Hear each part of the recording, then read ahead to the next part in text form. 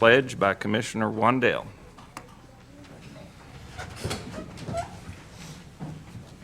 We would bow our heads and close our eyes just for a moment.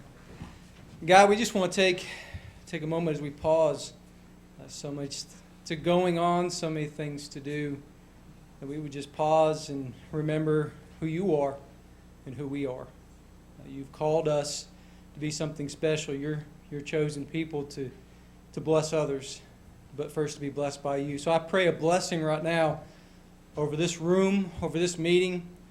God, that we would be you focused and have you in the center of our heart, our minds, and our words. Help us to be diligent in our business. Help us to serve the people that you've called us to serve. And we ask this all in Jesus' name. Amen. Amen. Let's salute the flag in honor of all of our servicemen, current, past, and future.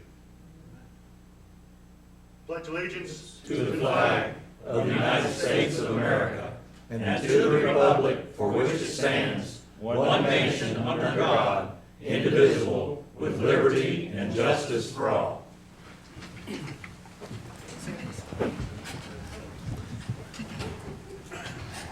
Next, we'll have the appearance of citizens. If there is anyone here who would like to speak on any item that's not on the agenda, you can come up to the podium. Just state your name and address, please, and you'll have 3 minutes if you'd like to speak on anything.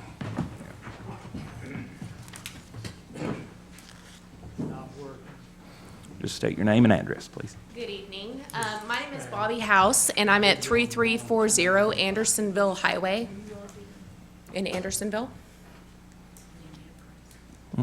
So I have some concerns that I've been getting some of the neighbors involved. Mary Kepner is somebody I've talked to. I've also talked to the mayor, and I've also talked to Josh. I live right behind the convenience center, which is off of 441. If you go and dump your trash, I'm the barn and the garage that you see. I am concerned about the amount of trash that has been blowing onto my property. It's down into my orchards. It's all over along my fence line, and it's up in the trees. They've done a better job about cleaning it up, so I'm not going to lie about that. But it's still an issue with plastic bags.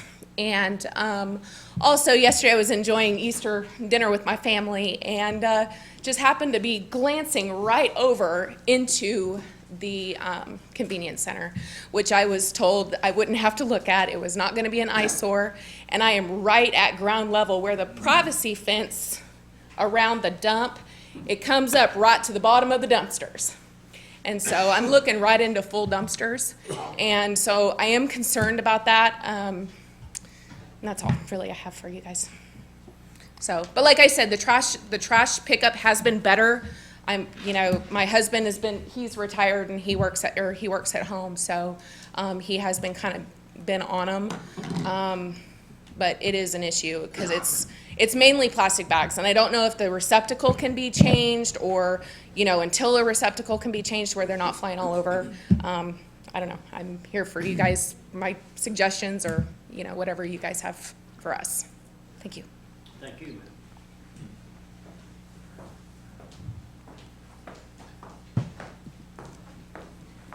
Good evening. I'm Mary Nepper, and I live at 3036 Norris Freeway, Andersonville. I guess I have questions.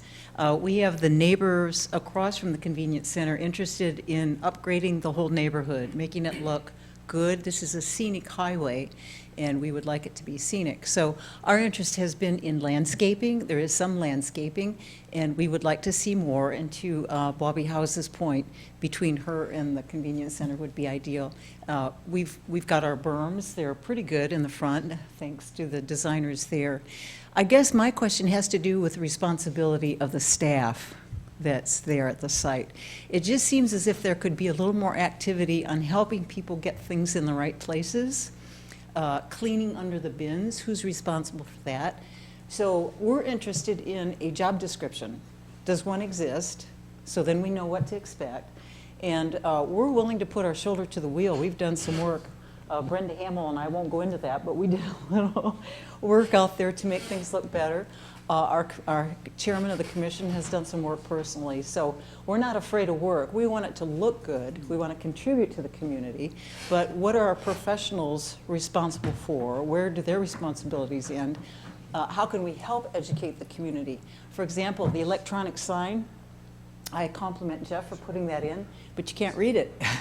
So that could be upgraded, and our thought for that was that it would give people messages. They'd be waiting in line, which they haven't been, which is nice. But it would give them a message like, put your cardboard, it's recyclable, we get money from it. You know, watch your plastic bags, whatever. So to summarize, we would like to see a job description of, you know, what the folks are responsible there who sit in the little cubicle, what they can do, and then what are plans for upgrading and ameliorating this area for the scenic highway. Thank you for your time, appreciate it. Thank you, Manny. I don't think I saw Jeff out in the hall. Did you have any comment, Commissioner McCamey, from the solid waste or anything, or is there anyone from Waste Connections We here? have a meeting tomorrow at 4 o'clock. Oh, okay, I'll take those concerns to the board. okay. Thank you very much. Thank you all for coming. Next, we'll move on to the approval and correction of the, or I'm sorry, Mayor, did you have anything? Did you want to add any or comment about any of that? I do know that last month, you all approved funding where Jeff has created a design to construct some kind of netting to try to control the bags. I also believe the Solid Waste Advisory Board or Regional Solid Waste Board also passed a motion, if I'm not mistaken, that is now going to require only bagged trash to be accepted at the convenience centers. This will mitigate a lot of flyway trash along the main arteries to the convenience center, and then also should mitigate the flyway materials. There's probably going to be a little bit of transition period, and you as commissioners, since the board passed that, you may get some pushback on that as well, but it will help control litter. And then with regard to the landscaping, Mr. Carberry in Norris helped us last year put together a grant application to create a scenic tree line along the county property that also includes the convenience center. And those trees were actually delivered today on site. 60 of those trees are there, elms and different varieties that over the years will create a nice, beautiful, colorful barrier along that scenic highway. And so those will be planted. Commissioner Val, Jeff's going to be hitting you up for some assistance. And thank you to you all, Commission, because you matched that grant. That's a 50-50 match. So those are things that are taking place currently that should lend itself to some improvement. Also on your agenda tonight is Waste Connections has been having difficulty keeping staff. And one of the issues that they have raised with us is salary. And Jeff did raise with them, if you're able to keep some folks and address the salary issue, we do want to hold you to the maintenance of the site because that is a requirement under the contract. So hopefully that addresses some of the issues tonight. Thank you, Mayor Frank. Commissioner Denenberg. Mayor Frank? Yes, ma'am. Very quickly, the trees that you were discussing, will they, any of them be planted where it would help to obstruct their view Absolutely, from their yes. property into the They're actually in convenience front, center? so initially, landscaping is an expensive cost, so we did do some landscaping. And then we worked with Seth in the department, the 4-H Ag Extension Office. Mm-hmm.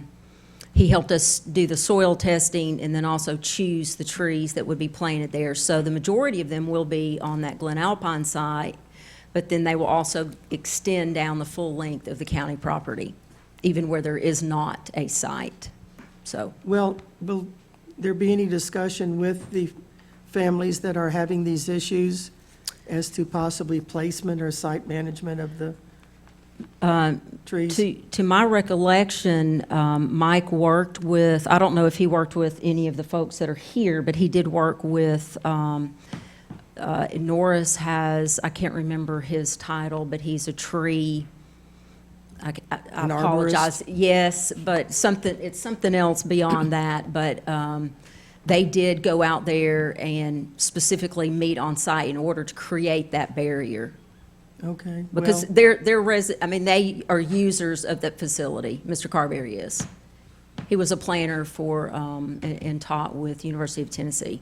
well, I think it would be nice to at least discuss with the residents who are having these issues, because I don't think I would be real happy if I was having Easter dinner and had to look into a garbage pit. So I just wanted to ask those questions, and hopefully they will communicate with the residents. Thank you, Mayor. Thank you. Thank you. Commissioner Creasy.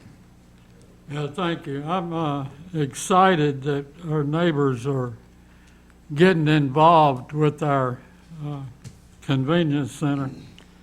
I'm also concerned about liability, and I don't want us to be burdened with liability, and I'd like to get some comments from the law director when he has a chance to understand what the neighbors may be doing and what may be involved with them if there is liability. In terms of volunteerism? Yes, Yes, sir. thank you. Commissioner Fritz. When we get the new site opened up on East Wolf Valley, there's, a home right next to ours. We may have some similar issues associated with it. And there may be other sites throughout the county that probably needs to be looked at and improved and addressed along that same areas. Because I know even at the present site, people bring in their trash, even though it's in bags. We've had the Sheriff's Department coming out there with the folks picking up litter all the way up down Clinton Highway, where just people coming to the convenience center, trash is all over the highways. We're in a constant mode of cleanup, pickup, and everything, even at not only probably at that center, but every center throughout the county. So this is a continuing problem and an issue. Even though it's bagged, it's still Right. going to blow out. Yes. And TASER this year, the Tennessee Advisory Commission on Intergovernmental Relations, is actually taking a complete look at litter control. And Budget Committee was, we brought to Budget Committee a proposal to increase some contracted services pickup to try to address these main arteries near the convenience centers, because a lot of this in the state of Tennessee is flyaway trash from the back of pickup trucks. There is a law that you're required to tarp your materials, and TASER is looking at that and how to possibly incentivize enforcement, how to address some of the issues, how to get additional funding for litter pickup. This is a statewide issue and a nationwide issue. And so they are supposed to have some kind of recommendations. I know they sent out surveys. Jeff actually responded to that survey. And Budget Committee did approve a recommendation to add some contracted services. The state of Tennessee, under our litter grant, funds a portion, but we're restricted by the grant on how much we can do. And so Budget Committee put in this year's budget additional funding for that, because you've probably noticed that, wherever you get ready to turn into a convenience center, that seems to be where the trash accumulates, and there are so many miles of county road, our teams can only pick them up so regularly. So having a little bit of extra help until we have more of a global solution will go a long way to beautifying the county. Commissioner Wandell. Thank you, Mr. Chairman. Mayor, you mentioned they're going to vote on the solid waste going to all bags. I guess my question is, if an individual has a trash container with a lid on it, and then they get to the site, and then they dump the lid and dump it, does all that trash have to be in a bag? Is that what we're talking about? I would assume so. So for instance, I live inside the city of Clinton, and we are required now under the city of Clinton rules, even though it's in a trash can with a lid, it must be bagged inside the trash can in order to prevent the flyaway materials. So, It's the same thing in Oak Ridge. yeah. Yep. They pick it up, and even though it's in the can they gave you, it has to be in a bag, and they won't take it. Yeah. So for instance, I live on the main drag, and a couple times a week I'm picking up the front yard because we're the main thoroughfare there. But when you dump trash and you have waste connections picking up at each house, every time they turn a trash can over, some is going to get, it's going to fly away. So, I guess we can have a different discussion on this later, but, I mean, I don't know who's going to police that. I don't see the person at the site having the wherewithal to police every trash can, and then I could envision arguments and people getting upset, and then the police coming and all this kind of fun stuff. It makes sense to bag the trash, absolutely, and we can certainly put that out there and encourage people. But, I just seen a picture, a fellow commissioner showed me of the site out there, and it's clear to me, trash is blowing around, it's in the fences, it's in the trees. And it gets back to one of the questions is, what is the job description of that individual on site? I'd say that the job description, unfortunately, doesn't read right now, if there is one, to go out and pick the trash up off site when it's floating around. Those are the kinds of things we need to address through the Solid Waste Commission, and I know Commissioner McCamey will. And Commissioner McCamey said something that some of these folks were sitting down, and I'm not sure they heard him, but there is a meeting tomorrow night at 4 o'clock in this room or downstairs in room 118. And it's at 4 o'clock, solid waste, and folks are allowed to come to that meeting. It's an open meeting, so I'd encourage those to come back. I'm going to try to join the meeting. I'm not on the solid waste, but was on there before, and I look forward to sitting in, so thank you. Thank you. Commissioner McCamey, do you have a motion?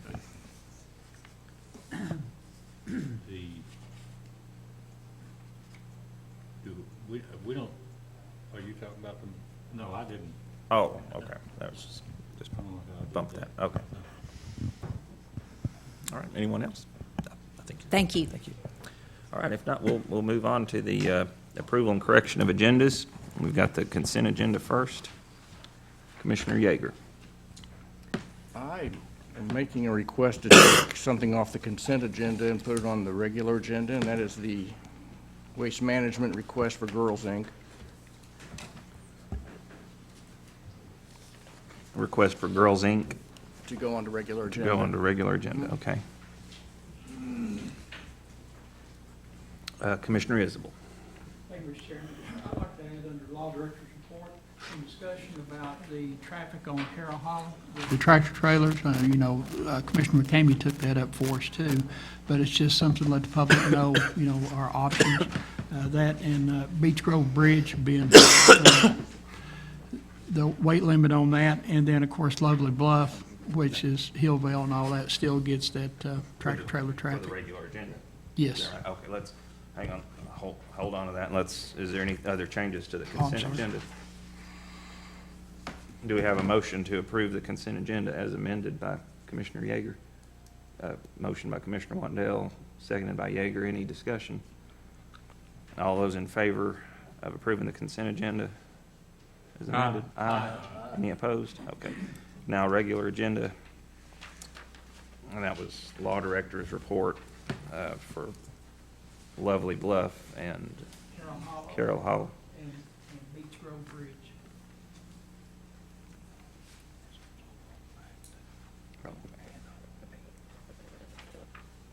Okay. Any other, oh, okay, yeah. And then we're going to add Girls, Inc. to the, Can we just do that after the corrections and approvals? First item? yeah, item like 4A or something. Yeah. Okay. Girls, Inc. Any other changes to the consent agenda? Motion by Commissioner Wandell, approve as amended. Seconded by Commissioner Isabel. Any discussion? All those in favor? Aye. Any opposed? Motion passes unanimously. All right. Item 4A, Girls, Inc. request for waste management funds. Yes. I'm really not a fan of doing this, but I think it's the right thing. Girls, Inc. is requesting money from the waste management funds, And reading through the Waste Management Fund policy, I'm going to read it because it's fairly short. Waste Management annual donation shall be divided equally among the 16 commissioners to be allocated to schools of their selection. Amounts to be approved by individual commission. The request shall be in writing by the sponsor, which in parentheses says teacher/principal, and include the director of school's signature, the name of the county commissioner that will be presenting the request, and submit to the county commission agenda. The way I read it, this is not a school according to the policy, and this is a 501c3, and I just don't believe that county commission is donating to 501c3s. Now personally, my wife and I would donate to this organization, so we think it's a great organization, but it says schools, and this is not a school, so I'm not going to make a motion, but I don't think that this should qualify. Commissioner Meade. Yeah, the question I have is, was this wording part of a change? Because I've been around here almost 12 years, and we have repeatedly donated money to nonprofit organizations during that entire time. So was this wording different than what we had? Because I know we just recently did an update on that. As I recall, there was some concern about we hadn't updated in time. We did an update within the last year. Well, I think this is the Waste Management Fund grant, and I think it's a pretty specific Yeah. definition, right? So it's probably not been changed. Commissioner Denenberg. Thank you, Mr. Chairman. I too took a look with our deputy commissioner, and in my interpretation, the monies were supposed to be spent for educational purposes. I believe that Girls Inc. provides a service specifically to girls that helps enormously with their education. They do a very good program after school with helping them with their homework and any other issues they may be having in school. And frankly, I believe that our schools are well-funded, and these other groups like Girls Inc., Girls and Boys Club, they serve a great purpose. And I think that rather than the money sitting in an account and doing nothing, could be put to good use. And I certainly hope that we can see fit to go ahead and approve this for Girls Inc. Thank you, sir. Commissioner McCamey. Well, I agree with Commissioner Yeager. It specifically says schools. And I guess for the first 8 to 10 years that we had that contract, the city of Oak Ridge school system just received a check at the beginning of the year for $4,000. And that was the 6 commissioners' portion. And they just gave it to the schools to use however they wanted to. But I think if you get a little deeper into that, it says that these funds are to be used for schools for items that are not considered in the regular budget. And that's like field trips and things like that. And that's what we've always tried to use those funds for. But it's for schools, for items that are not in the regular school budget. Commissioner Fritz. I've been on the commission ever since this fund was first generated. And what Commissioner McCamey is saying is exactly the way it was set up and established for. And we have never given any money whatsoever to anything but that. Even though 501c3s are good and they do good stuff, this wasn't set up for that. And those funds were given money through the nonprofit committee, not through the waste management funds. Commissioner Creasy. Yeah, and I agree with Mr. Fritz that we donated that money through nonprofits in the past, through that committee, to those type of organizations. And I'm just trying to recall, I don't know if we've used those funds for any other purpose other than schools in the past. I can't recall a nonprofit receiving that. We may have done it many times, but I just don't recall us donating to a nonprofit. I'm always coming to this meeting with a notion to give it, but I wasn't aware of that language. I have always, in fact, I brought the Girls Inc. and put them on the list, and Robert remembers that. I brought them here in my first term back in early 1990, very beginning of 1990, and introduced Girls Incorporated to this budget, to our nonprofit funds. And my daughter has served on the board there a couple of times over the years, and I was very ready to donate to them tonight. But I think if this is a contract with Waste Management, it may be improper for us to do that without renegotiating the contract with them. And the law director may be able to contribute some knowledge to that if that would be out of the realm of our contract for those funds. I'm not sure.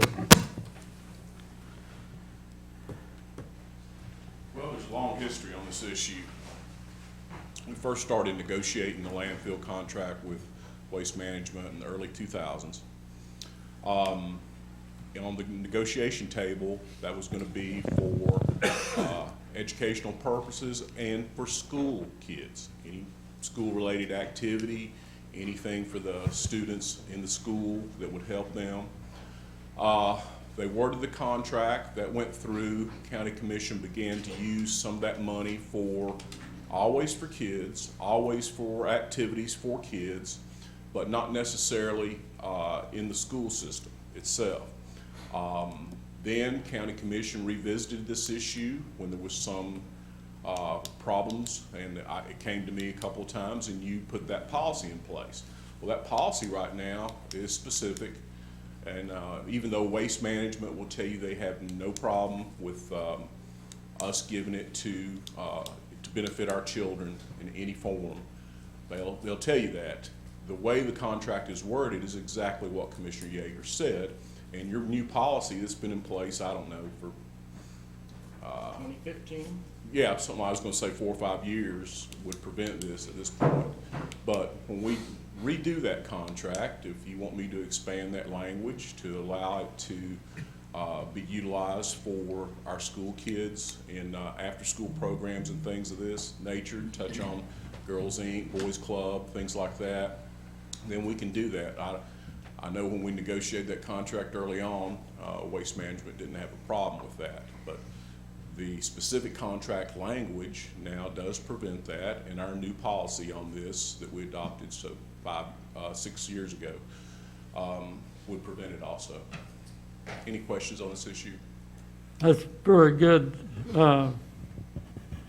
comments and very supportive of our program, and I appreciate the way you said that. I agree with you. These are wonderful organizations. They've done a lot Yeah, of ranch. it's an after-school program, and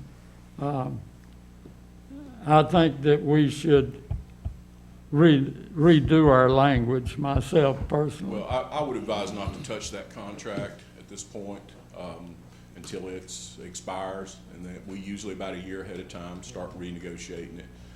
Same thing with Waste Connections. That's a very good contract, runs through 2025, and if we try to put any of those out for bid, we're going to struggle with it. How much is the girls asking for, Mr. Yeager? $12.50, I believe. That was my Okay. figure It was that I kind of put an out. open-ended request. wasn't it? Pardon? It was kind of an open-ended request, wasn't it? Just, It was just an open-ended request. They're trying to get some programs started back up after COVID, and they just need some monetary assistance to get things going. Well, there's nothing would hold us back from making a motion tonight to take it as a nonprofit and make a donation from our regular fund.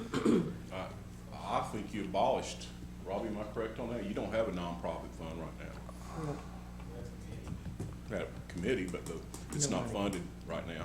Could refer it to the committee.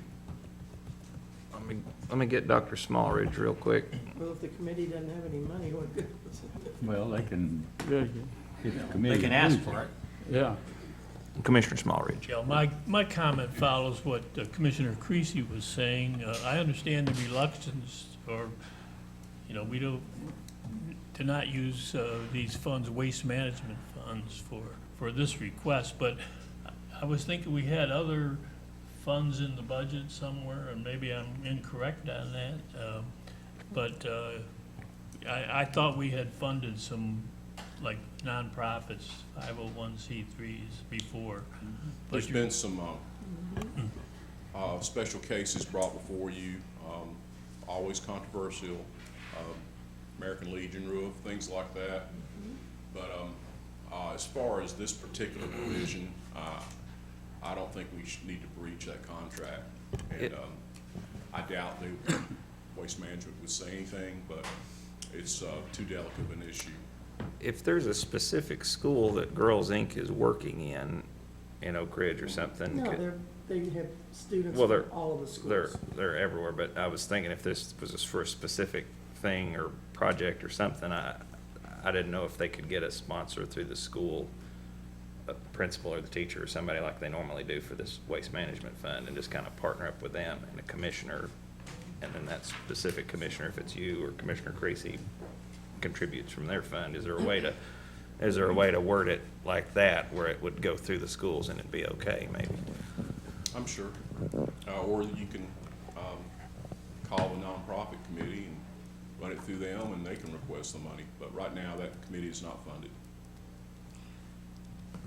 Any additional questions on this issue? Commissioner Dendenberg. At this point, rather than laboring on this and taking up a lot more time, I will suggest or make a motion that we table this until further notice, because it's something that, based on what our law director is saying, that I certainly don't want to cause any issues with waste management. But I also don't think that the monies that we have in our accounts need to continue sitting there and not go for good intended purposes to help the kids. Commissioner McCamey. I was just going to ask Commissioner Yeager about the nonprofit. We just revised that, or just reinvented it. That's more like it, yeah. It was with the help of finance director and the mayor. We kind of all worked together to create this, and they can make an application to the nonprofit committee. There's an application, then it's heard by the committee. That committee makes a recommendation to budget, and budget either approves or denies it, and then it comes to full commission. So it's a process, but they can certainly make an application to the nonprofit committee, and the finance director has the application, I believe, right? Right. Okay, yeah. And Mr. Thank Chairman, you, I don't have Robbie. I don't have a problem supporting it. I mean, coming through there, but I agree with the law director. We don't really need to do anything with the waste management fund other than what the policy states. But I'd be glad to support this through our nonprofits that want to make an application. Commissioner Creasy. Yeah, and we'll be having a budget report here in just a minute, and the budget director, he may be able to help us understand how we can come up with some funds to help us with this. I would certainly encourage us all to support Girls Incorporated and come up with some money, even tonight if we can. I'm all for it, so I'm looking forward to the budget committee. Thank you.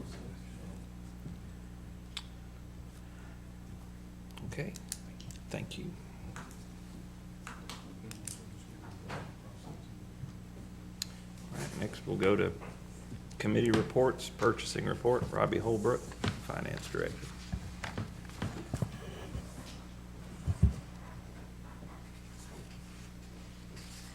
Thank you. If I could really quickly about the nonprofit committee.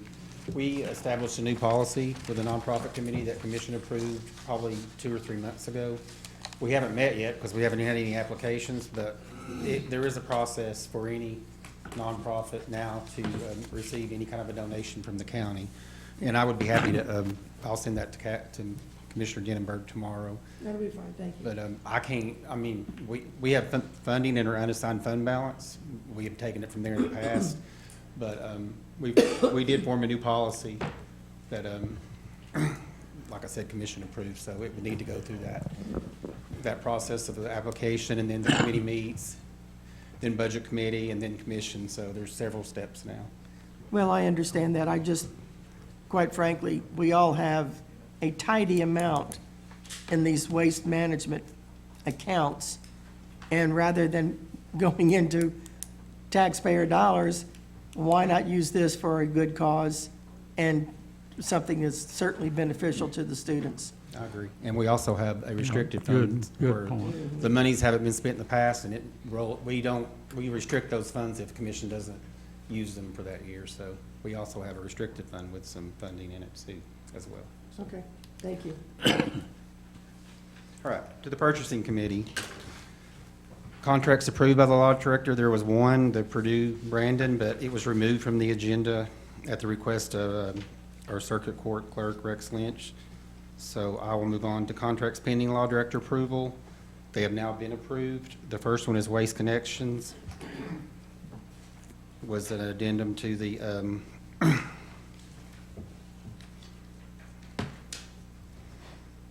Anderson County will accept the increase of convenience center attendant wages to $15 per hour. I think they're having a really hard time keeping employees for what we are paying them.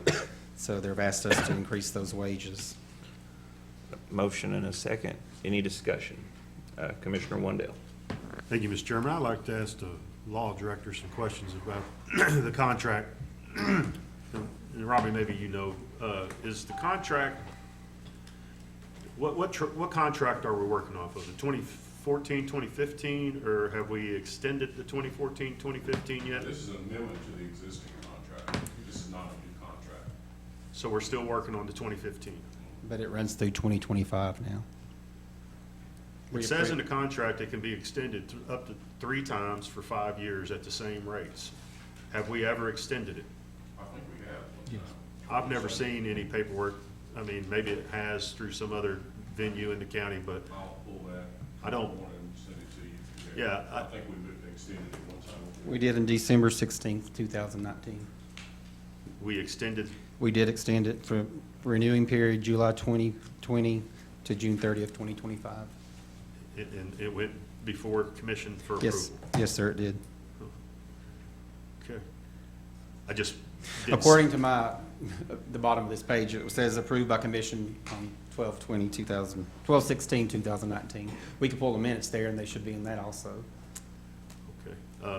Well, Mr. Chairman, at the operations meeting, I'm in favor of this $15 and in favor of the hours. I just want to make sure when I vote on something that there's an existing contract in place and that we're going under the contract. I've seen a lot of lines, and again, someone made the comment, it doesn't matter if there's lines through the contract or not, as long as they're written in there, but I'm not comfortable with that. I want to see a real live contract executed by the other party and then us, And the surety bonds, I had questions on, are they still active? Are the players still, you know, they're from California, two of them, a fellow and a lady. I don't know if those bonds are still active.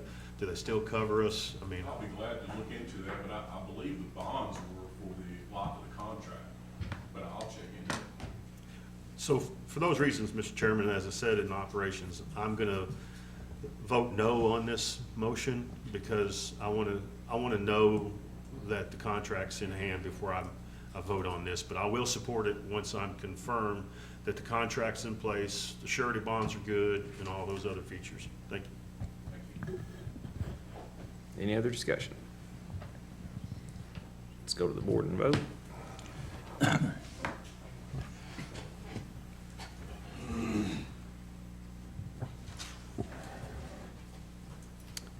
Twelve yes, 3 no. Motion passes. Okay, the second one is Bmc Office Technology, a color printer for the county commission room, which has been approved by the law director now too, as well. Motion and a second. Any discussion? Let's go to the board and vote.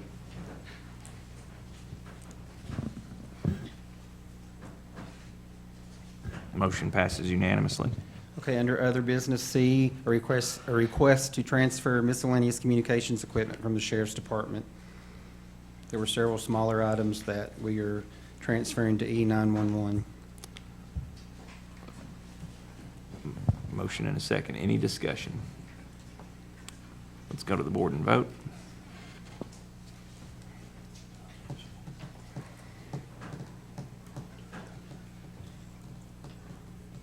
Motion passes unanimously.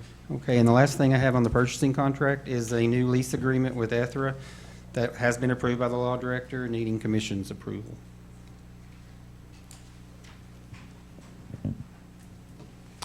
A motion and a second. Any discussion? Commissioner Fritz. This is not going to require any fire watches or anything like that, is it? I think we got rid of those, or we're done with the fire watch. It doesn't, no. No, okay. Any other discussion? Good comment, Fritz. Let's go to the board and vote.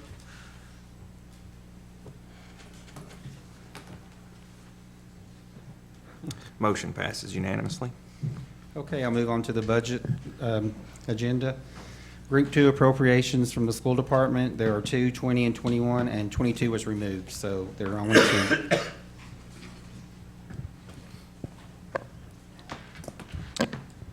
Motion and a second. Commissioner There Mead. was something on old business in the purchasing committee meeting that I think they required us to act on. I'm sorry. Request Mayor Frank to. Oh, amend the lease yes, there agreement. was. You're right. I'm sorry. Let's go back to the purchasing. It was on my second page. It was we've already approved this once, the City of Clinton lease for the soccer fields. That we reworded the lease a little bit, I think.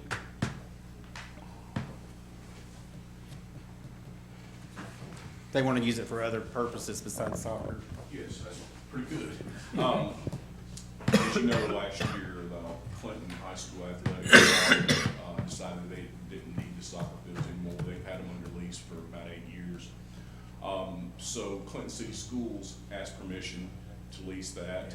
We did a lease, you approved it. Then they came back and wanted to know if they could use flag football. So we added that. Then they asked if they could use it for field days, STEM activities, and we drafted it, and that's the new one now. So what you've got is the same soccer field lease, but it's adding flag football, STEM activities, field day activities, along with the youth soccer program. Clinton City Schools is going to entirely manage this, do the scheduling. That conservation board won't have to do any of that. They're going to take all that off our hands. They're responsible for everything as far as the striping and anything the field needs except for the mowing, and the chief jailer will still furnish the mowing out there with trustees. Any questions about that new soccer field lease? It is for $8. Commissioner Creasy. Yes, sir. I'm excited that we're using it for the STEM program. That's a very worthwhile use of that field. Yes. Thank you. That's between the mayor Johnson, the Director of Schools out there. Thank you, Mayor. Thank you so much. Thank you. Conservation Board thanks you for not having to take care of it. Maintain this. Okay, we'll need to vote on that too. Yeah, do you want to clear the, that was for the other budget motion. Go ahead. Yeah. Got a motion by Commissioner McCamey, seconded by Commissioner Meredith.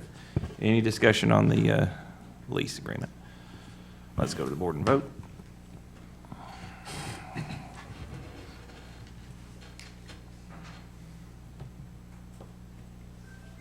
Motion passes unanimously.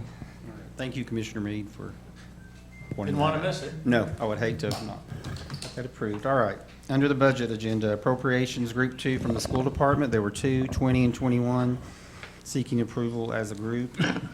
Motion by Commissioner Fritz, seconded by Commissioner Denenberg. Any discussion? Let's go to the board and vote.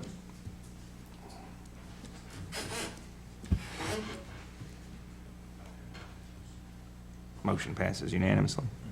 Okay, Group 3 are transfers from the school department. There are 4, 16, 17, 18, 19, seeking approval as a group. I can answer any questions. A motion and a second. Any discussion? Let's go to the board and vote.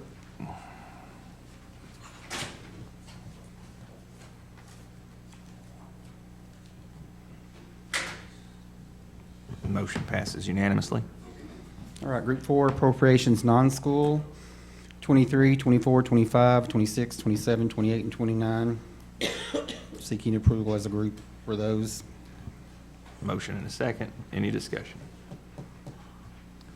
Let's go to the board and vote.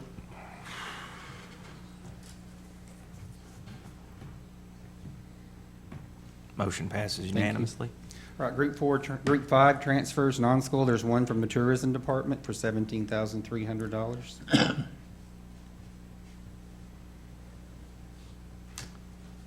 Motion and a second. Any discussion? Let's go to the board and vote. Way to go.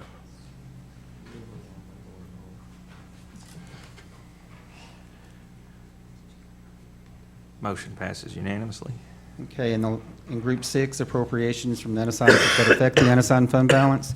There are 2 of them. The first one is IT, and the second one is, no, I'm sorry, the first one is sheriff, and the second one is IT. The $75,000 for increase in gas is from the sheriff's department, and the IT department's $5,583.72 for our communications bills that we, So those are reversed. they're reversed by me, yes. A motion and a second. Any other discussion? Let's go to the board and vote. Oh, sorry, excuse me, Commissioner Wendell. Thank you, Mr. Chairman. Robbie, I thought I attended a budget committee meeting where the sheriff's department asked, is this the request they made for additional funding? They for did make fuel? it, that was for next year's budget, and they did make a request to increase gas for next year's budget, but this is to get them through the rest of this year. Because of the gas prices, I mean, they're out of money in that code. So the increase that we need to increase now for fiscal 21, 22 Yes, sir. is 75,000. Yes. And the increase that was asked for next year was, if I recall, 35,000? I've got it. But that wasn't approved, is that right? That was approved in the budget, in the Okay. budget hearings, yes. They ended up approving all the increases. 45,000. Okay, 45. for next year. I couldn't remember, there's something that did not get approved. It was their contract with mental health, medical insurance, but that now has since been approved also Thank in the you. last budget Appreciate it. meeting.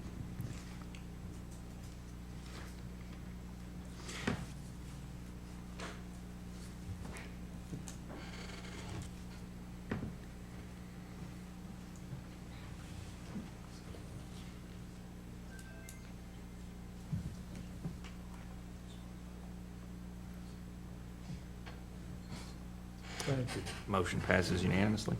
I got lost in the conversation. Well, after my mishap with purchasing, I forgot to give the cash and fund balance in the sales tax okay. report, so I'm doing things out of order tonight, I apologize. In the general fund, restricted funds, $947,096. Committed funds are $1.7 million. Assigned funds are $3.1 million. Unassigned fund balance is $7.2 million. And total fund balance, $13,074,331. And cash is $19,126,638 for this month in the general fund. Any questions on the fund balance report? Commissioner McCain? When are you going to start adding the ARP funds on that report? so that we It know is what we actually have? on the report, and right under EMS Fund 118, it's called Fund 121 American Rescue Plan. 121, okay. And it's $7,341,07. Okay. Thank you. Okay, for sales tax for February, the county was at $3,470,105. It was down 3% from last year. Anderson County's portion, the county portion, was $429,817, which was up 4% from last year. So we're starting to flatline a little bit on sales tax, but we're still doing really well, I think. So as long as it stays at where it's been, we'll be good. We'll be in good shape. Any questions? All right, Section A, 22-23 proposed budgets. I don't need, this does not have to be, no motions are needed. It's information purposes only. We approve the budget as a whole when we present it to commission, but these changes are, we had budget hearings in March, and we came back in the budget meeting in April and approved those budgets that had not been approved yet, which were like 6 or 7 of the general fund budgets. And all those budgets were improved with the increases that they requested. And that would be Human Resources, the County Mayor's Office, the County Clerk's Office, the Sheriff's Department, all departments in the Sheriff's Department, the District Attorney's Office, and Tourism Department were all approved at last month's budget meeting for the budget hearing, for next year's budget. So now all general fund budgets have been approved. Commissioner Wondell? Thank you, Mr. Chairman. Yeah, I was at the budget meeting as a spectator, but, so Robbie, I guess my question, it says here, proposed departmental budget request. So then I read motions and approvals and whatnot. So what are you saying? Are these items, they don't need action from us? No, the budget committee, the general fund presents and all the other funds, the schools will present next month. Then I bring the budget as a whole to county commission for approval. Okay, so this is just information? This is information, yes, sir. Okay, thank you. Thank You're you, Mr. welcome. Chairman.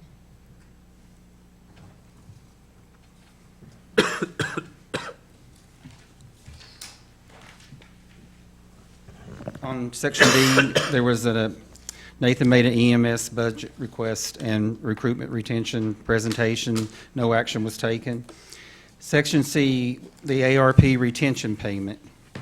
I sent you all an email this week, well, actually Sunday, Easter Sunday, about the retention payment, trying to explain it a little better than we bought it. We formed a sheet or a little guide showing the four-step process. But anyway, the Budget Committee passed a plan for retention pay for Anderson County employees from the American Rescue Plan funds. This is a plan that I've discussed before in prior budget meetings, and I think once briefly at a commission meeting. It's the same plan the city of Clinton passed for their employees, and we actually copied their plan. I think the mayor was meeting with city manager Roger Houck one day, and he was telling her about their plan, and she got on the phone with me and, Robbie, I need you to find out more about this. I think this is a good plan for our employees. So I called Gail Cook, who used to be our finance director, and she sent me the plan. So we immediately started working on it, putting together our numbers. And let me find my second page here. The employee retention pay, the formula for calculating retention pay consists of 4 components. Number 1 is a risk factor, ranked from 1 to 4, indicating the employee's relative risk of COVID-19 contact during the covered period, April 1st, 2020 through December 31st, 2020. A 1 indicates a low risk, and a 4 indicates the highest risk. Number 2 is a salary factor, ranked from 1 to 4 based on the employee's actual annual pay for 2020. The more money you make, the less factor. Like if you make over 50,000, you're a 1. If you make below 30,000, you're a 4. So those two factors were added together and multiplied with your retirement wages to form the first number, and then you receive $50 for the month's work by the employee between January of 2021 through February 28th of 2022, which was, we were still dealing with COVID for those months. So this is a way to reward those employees who were more affected by COVID, such as EMS, who probably picked up several patients that had COVID, or the detention facility. We know that they've had issues. They would be the higher ranked 4 risk factors. But I do think it's a really good plan. It's supported by the mayor, and I've talked to the HR director about this also, and she is in support. And I just think it's something that would boost morale for the employees and help us, you know, with retainage. I think this is something we might look at. I would be interested in looking at a plan that paid in the future, that each year we might do a $50 payment for a number of years, and, you know, like a longevity pay, something we could keep going possibly as another benefit for the employees. Because we do have issues retaining employees in Anderson County, and we are looking at ways now to be more creative. And I think this is a really creative plan for us and our employees. I'll be happy to answer any questions too. Motion by Commissioner McCamey to approve, seconded by Commissioner Smallridge. Discussion? Wandell? Thank you, Mr. Chairman. I'm in support of this in theory. I guess, is this just to move forward to see what the total amount will be, or? No, I can tell you that. That'd be good to know before we vote on it. Yes, sir. The total amount for this is 393 employees right now that we are paying. You have to still be an employee to get this retention payment, obviously. Except for elected officials, and CTAS paid officials do not receive it. Thanks, Mayor. Yes, thank you. I just don't appreciate, Mr. Chairman, how fast the mayor was to make that announcement. I mean, it's almost like she took pride in it. But I understand, and she's correct. We do not deserve. So the total ARP bonus would be, retention payment would be $640,924. That number could come down. I still am waiting to receive from risk factors from the Sheriff's Department, and I should be getting those soon, because I have everyone ranked higher there. If there are some lower numbers, it will bring the amount down. I didn't mean to cut you off, Robert. No, you're fine. 640,000. 924. 924. And that's for roughly 390 employees. That's 393 employees exactly as of today. 93. And that's updated to any terms, any other changes we've had in employment in the past week. And this motion is to use the ARP funds for that? It would be for every department in the county: highway, the library, EMS, solid waste, tourism. And this would be one-time money? One-time payment. And then this has been through budget, finance. You said the mayor supports this effort. Yes. Has it been through the ARP fund? No. I don't know if we have a committee. What was that called? Just more of a workshop. Yeah. Okay.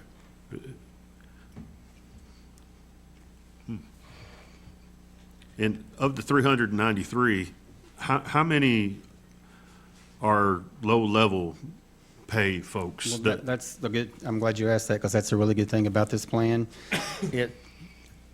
With the salary factor being a 4, the lower you make, the higher your salary factor is.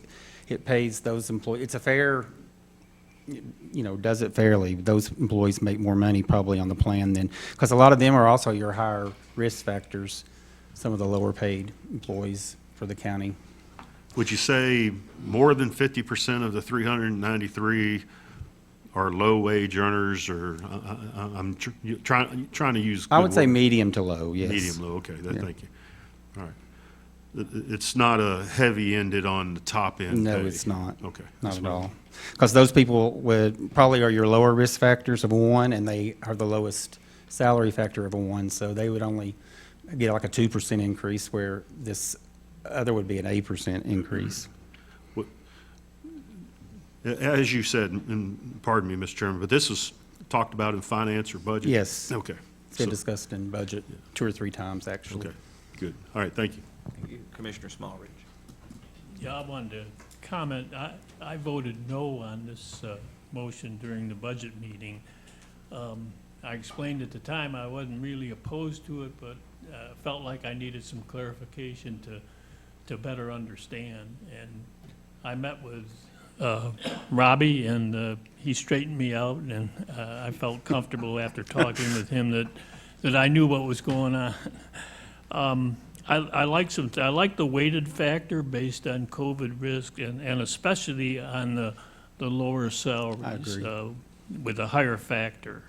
And I understand, as Commissioner Wandel said, this is one-time money, one-time proposal, so we're not talking about recurring funds. That we're not, That's no. great. So I think this would give our employees a boost at a time when, inflation is really running pretty high, over about 8%. So I wanted to clarify that I do support this motion. Thank you. Commissioner Meade. Yeah, in fact, you already mentioned it, that we're living in historic times of inflation right now. We're breaking long-time records, and I don't see it stopping soon. So I'm really happy that we're taking some action on this, because otherwise, if we didn't take care of this, Anderson County would become a county where people come to get a job to get trained and go somewhere else. And that ends up being really expensive to be constantly training new people. We've got to start keeping the good people we have. Thank you. Commissioner Vatt. Thank you, Mr. Chairman. I wanted to explain why I'll be abstaining. I will be abstaining for cause. Working at the jail, of course, we went through some very difficult times during the COVID height of it. But I wanted the corrections officers that we have at the jail to know by abstaining from this, I was not attempting to keep this from happening in any way. Every man and woman that works there at the jail, as well as the men and women out on patrol answering calls, were exposed to COVID probably more times than they know and more times than they realize. And during a time period when we were not receiving as many applications as we normally do for various reasons, the pandemic just being one of them, those men and women who did put on the uniform and the boots and come to work every day deserve this more than the words I can put together will explain it. So I will be abstaining for cause, but I did want to give a shout out to the men and women that we serve with every day and thank them for sacrificing and working through that time period. Thank you, Mr. Chairman. Thank you. Commissioner Wandel. Commissioner Val said it very well, but it got me to thinking about some of our employees that aren't employees that don't get any pay, and that's our volunteer fire departments.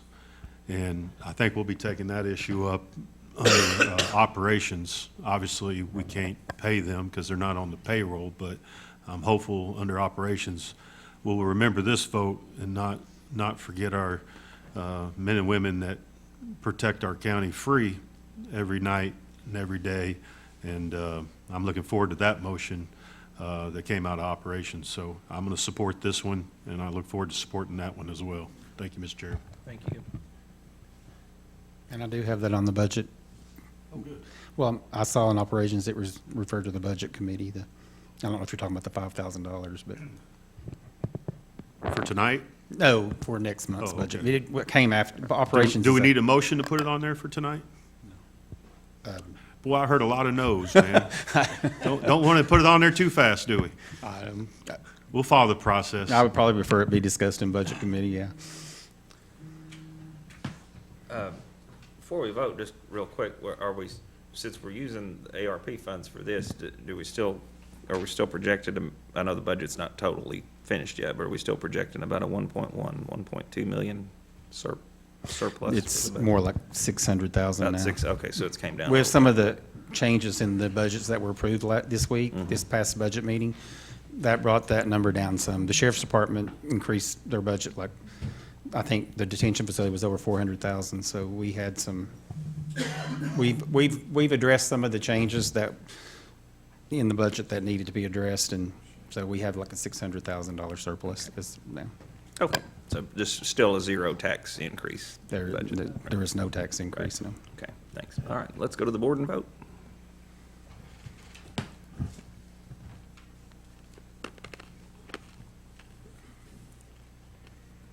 Thirteen yes, 2 abstentions, motion passes.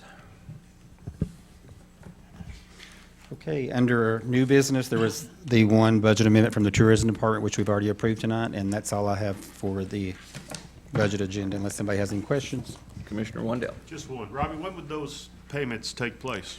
I would like to get, in the next 30 days, I need to finish up, get with the sheriff's department, get their risk factors, make sure of all the terms that we're not paying anybody, double check it again, and we can get the check out.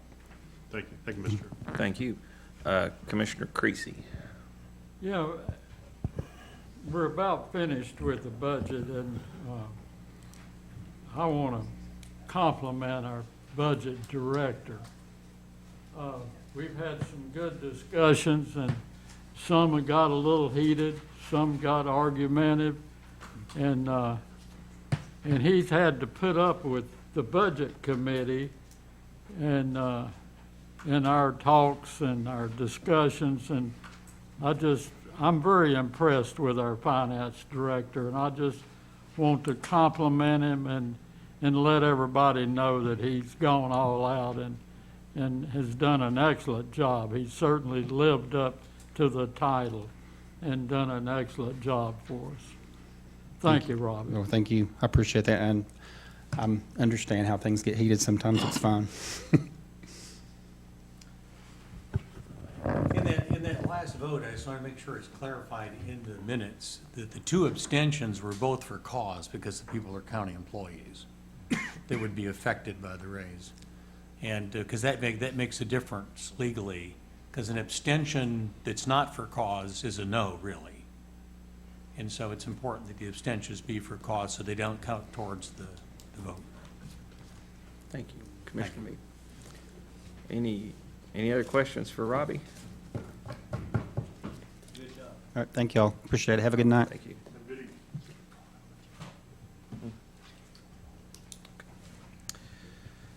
Okay, next we'll have the Director of Schools report, Dr. Parrott. Thank you, Chairman Anderson. It's always a pleasure to come before this board. And first of all, I want to thank the County Commission and thank Mayor Frank for the support for our CTE students. You know, we've had a lot of state winners this year, and we've got them going to Chicago, San Francisco, El Paso, and we've got some going to Nashville. And it costs a lot of money to do that, and I appreciate all that you all have done to help that along. A couple of things that just to kind of, hopefully you got a chance to look at our commission report, but every year we do a focus group that we meet with all of our employees, and we ask what's going good in the county, what do we need to tweak, and what's off the rails. And from that, we've got a lot of good feedback from that. And I also do that with our students. I meet with a group of students from our high schools and middle schools, and we call it Lunch and Learn. And there's a lot of things we do to make sure we do a better job. But one of the things that come out of that is the board has approved to fix some of our salary schedules for our lower-end employees. I guess our classified employees, our custodians, our maintenance workers, our nurses, our secretaries, and our I'm trying to make sure that's all of them, and our workers that we have, our nutrition workers. So to the tune of putting about $350,000 to $400,000 in our budget next year for that, and those are really things that we needed to do, because one of the things in Anderson County, just like what you all have done tonight, our classified employees, over 90% of them grew up in Anderson County, they live in Anderson County, and they love Anderson County, they work here, and they're bought in, and especially, like you say, with the all the inflation that's going up, and that also doesn't take into account that the state has told us that we will give a 2% pay increase for everybody this year. They won't fund it all, but they told us we have to give it, but that's above and beyond, and I think that will help us keep our employees. The other thing, too, is in doing that, the board this month did a resolution for our support staff and just honoring them for the work they do, our secretaries, our assistants, our SROs, our social workers, and our educational assistants and our counselors. The board did that. They also did a resolution and had our boys' basketball team from Clinton High School there and honored them and Coach Lockard, and also did a resolution for Kim Lay. As you may know, I know the sheriff's office knows Kim, she's already retired, but she has been with the SRO ever since it started and done a great job with her service dogs and everything, and really and truly brought the lead program into Anderson County, and now she's going to work for LEAD as one of their top people, and we'll still get the benefits from her in Anderson County, but she's done a great service to connect that student with law enforcement in a positive way, and all of our SROs do a great job with that. Along with that, just to let you know, Clinch River Community School, May the 12th at 6 o'clock will be the graduation. The Innovation Academy is May 12th, the same day at 7:30 at Anderson County High School. Anderson County High School will graduate on May 13th, the next day at 7 o'clock, and then the next week on Friday night, May 20th, at Clinton High School football field, they'll graduate, and we're excited about that. It's going to be a great night to celebrate them. One of the things that we look at every year is to be a ready graduate. A ready graduate is somebody that can go into either the workforce, or they can go to college, or they can pretty much go and do anything they want to. Our vision is that when a student walks across that stage, they've got the skills and the knowledge to do anything they want, because, believe it or not, those paths changed. When I was in high school, I really wanted to be a farmer, but, farming costs money. And now here, 30-something years later, I'm in education, and I love that. But that school gave me the skills that I could do other things. And a ready graduate, we have actually doubled the number of students that are ready graduate in Anderson County in the last 3 years. Yeah. And through a pandemic and everything. And what that is a student either has a 21 on the ACT, they either have 4 dual enrollment classes that they've passed, or they have AP courses that they've passed, or they have a industry certification like welding, nursing, CNA, things like that, or they are in the top 20% or top 10% in the ASVAB. So our county's doing a great job, and that's part of the support that you give us. And I'll take any questions. Commissioner Yeager. Yeah. Dr. Parrott, I forget the terminology. Is it middle college where? Yes. How many did we have going through that? We average between 25 to 30 per class. So in both schools, some years it's smaller, some years it goes up, but that's a great program too. I didn't even talk about that. Our students graduate about 2 weeks early from college before they graduate high school. It is a great Rome program. State's been a great partner with that. Yeah, thanks. Commissioner McCamey. It may seem a little silly, but I seen a flyer about Anderson County High School prom that's going to be at Neyland under the lights. Neyland Stadium. It's actually in the, they had it there last year. It's actually in the, whatever you call those boxes up there, the sky boxes. They have it actually up there, yeah. Okay, well, somebody asked me, said, how do you dance on turf? Yeah. No, they actually have it up there. I've never been invited to the sky box, so I don't know what, but evidently it's nice up there. That's something that, yeah. Okay, that answers my question. Yep. Big parking lot. Yeah.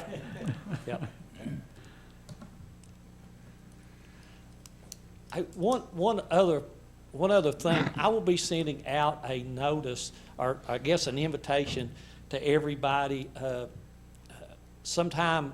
I think we've got it planned for May 9th. And what we wanted to do is, I know sometimes we've got commissioners that are going to be coming on. We've got new commissioners. We've got commissioners that just say, hey, I want to come to the school. So we're going to try to set up something where you can go to the schools in your district and visit them that morning, that Monday on May the 9th, and talk to some students and everything. And then we're going to try to come together at ACCTC and have the culinary arts students do a lunch for you all, and kind of a question and answer, you know, because I know a lot of you, like you say, you've been there and we kind of talk back and forth, but I think there's some new ones that will be coming on that want to see what our school's about, and I want to open it up to them. So I'll be sending out an invitation to that. It'll be on May the 9th. Any other questions for Dr. Parrott? Thank you. Thank you. Have a great day. County Mayor report, Mayor Frank.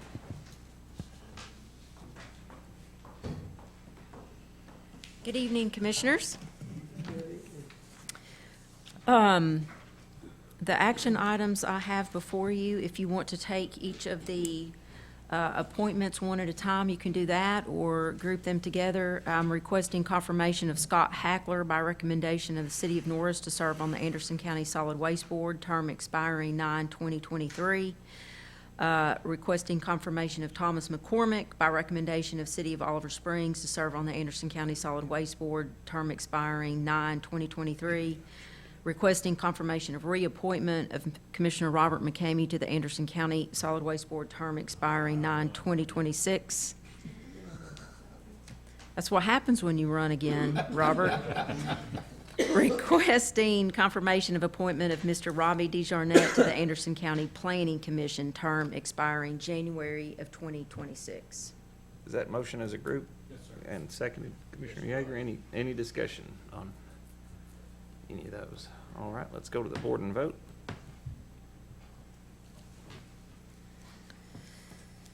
Motion passes unanimously. And then the next item, the only real action, unless you have anything else on this, I did believe it would be appropriate if we entered into the record, into the minutes, the Tennessee Department of Health report on the Claxton Community Park and Playground.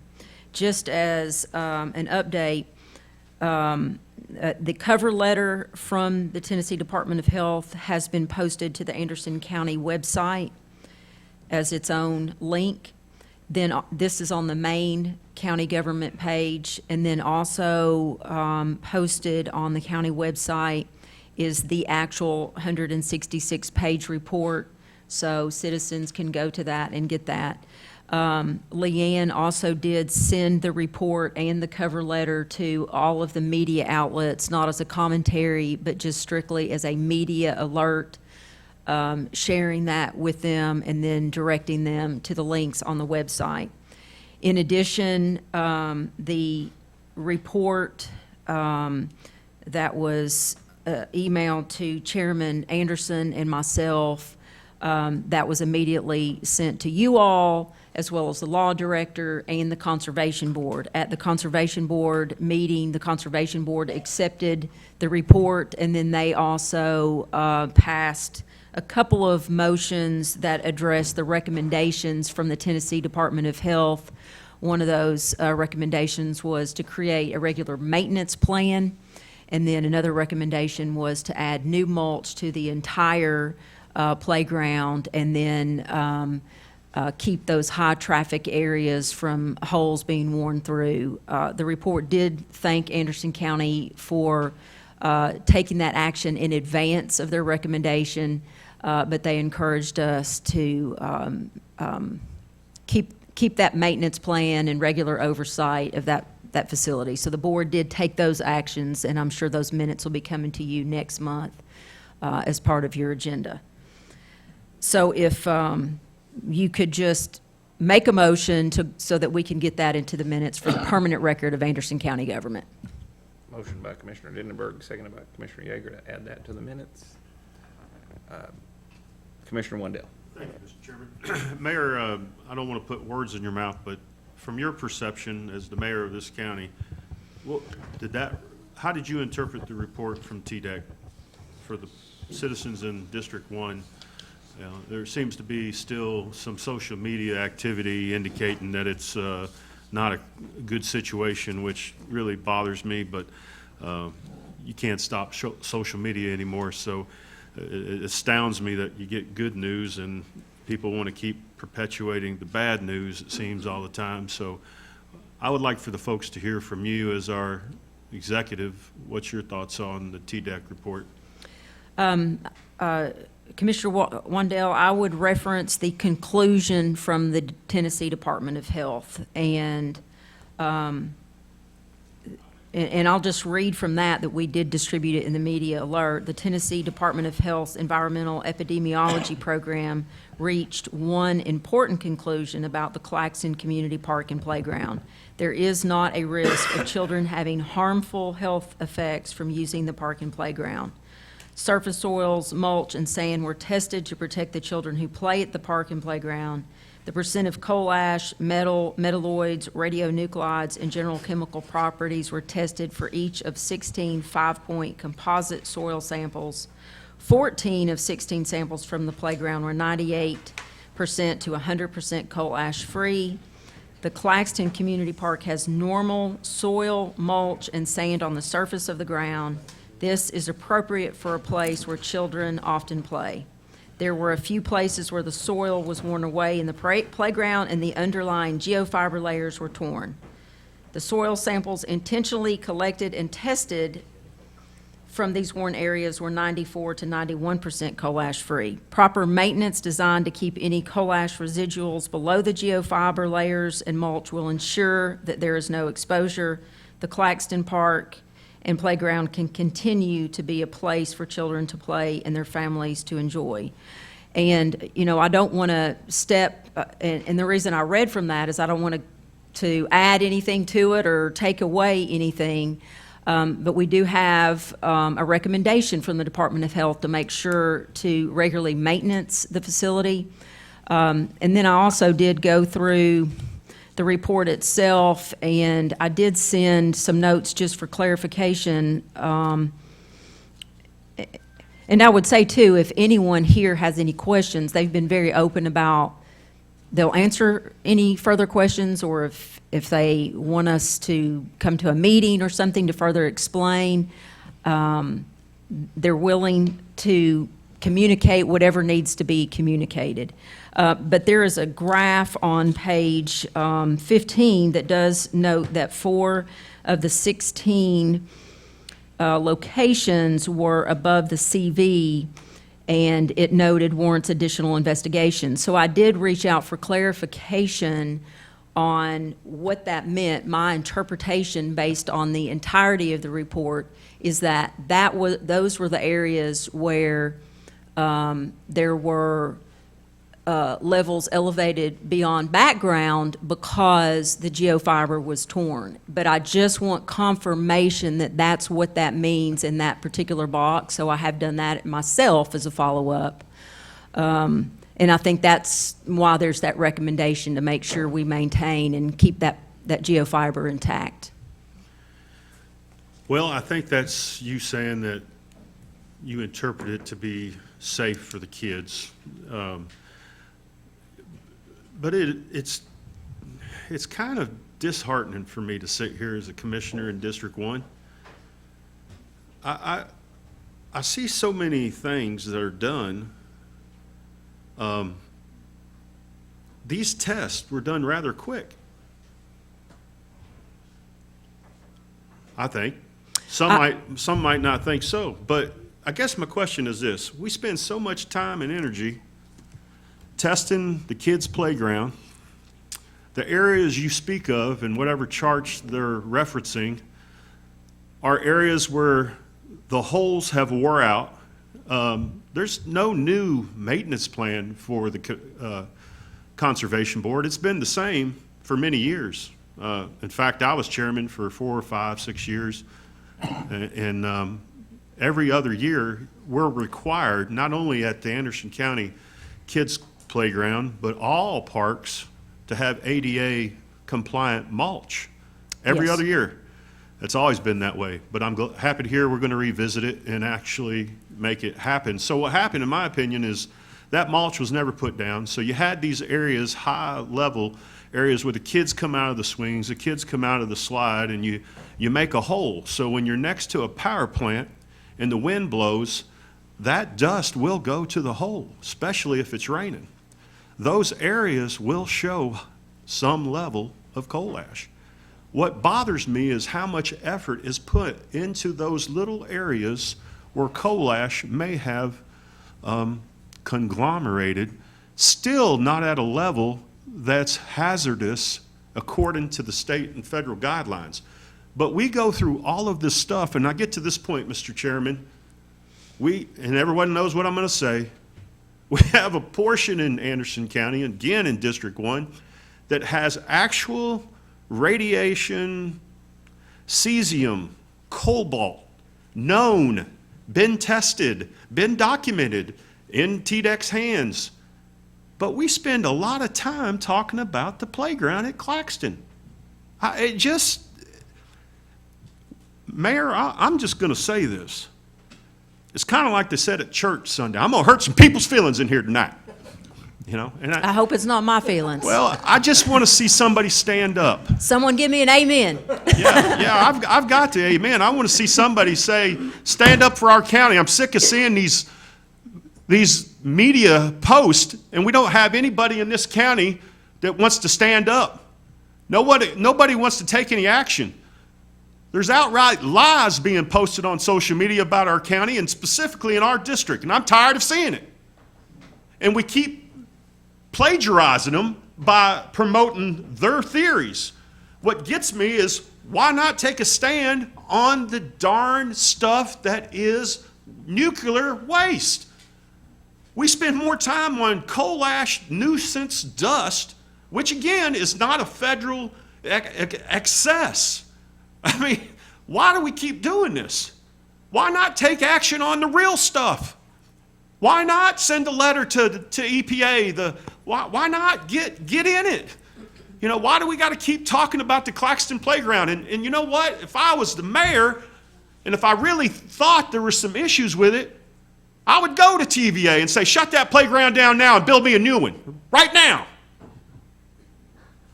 If I was mayor, I would. I wouldn't sit around and keep reading crap and this, you know, I'm just sick of it. I want people to know that it's safe, because it is safe. And I want people to know that we have an unsafe area in District 1 that needs remedied 62 years ago. Well, So, Mr. Chairman, I'm going to leave it there. I'm sorry, but I've prayed about it over the weekend. I keep seeing all these posts. I'm getting sick of seeing it.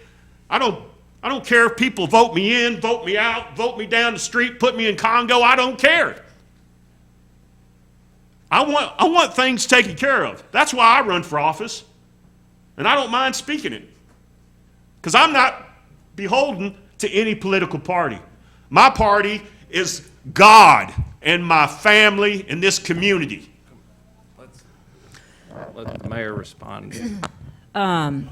So with regard to American Nuclear and the TVA site, I can walk and chew gum at both times and at the same time. And I have been working on American Nuclear. I've tried multiple times through the years to work on it, and I was finally given a request by this body. Mayor, go ahead and start working on it. And I predict that within a couple of months, I'm going to have some exciting news to share with you all. I did share with the Intergovernmental Committee that at my invitation, on your behalf, we were able to bring TDEC officials on site for a tour of the American Nuclear facility. You know, one of the things that we're talking about here tonight, that site reached agreement at the highest levels of government that a proper remediation plan was to fence it, pour concrete in the hot portion, fence it, and wait until it was fully just broken down. And you heard at Intergovernmental Committee how, Chairman Denenberg, how many years was it going to take? 200 or 300? Yes. And then with regard to the Bull Run site, again, I feel like I have worked very well with this commission on this particular issue.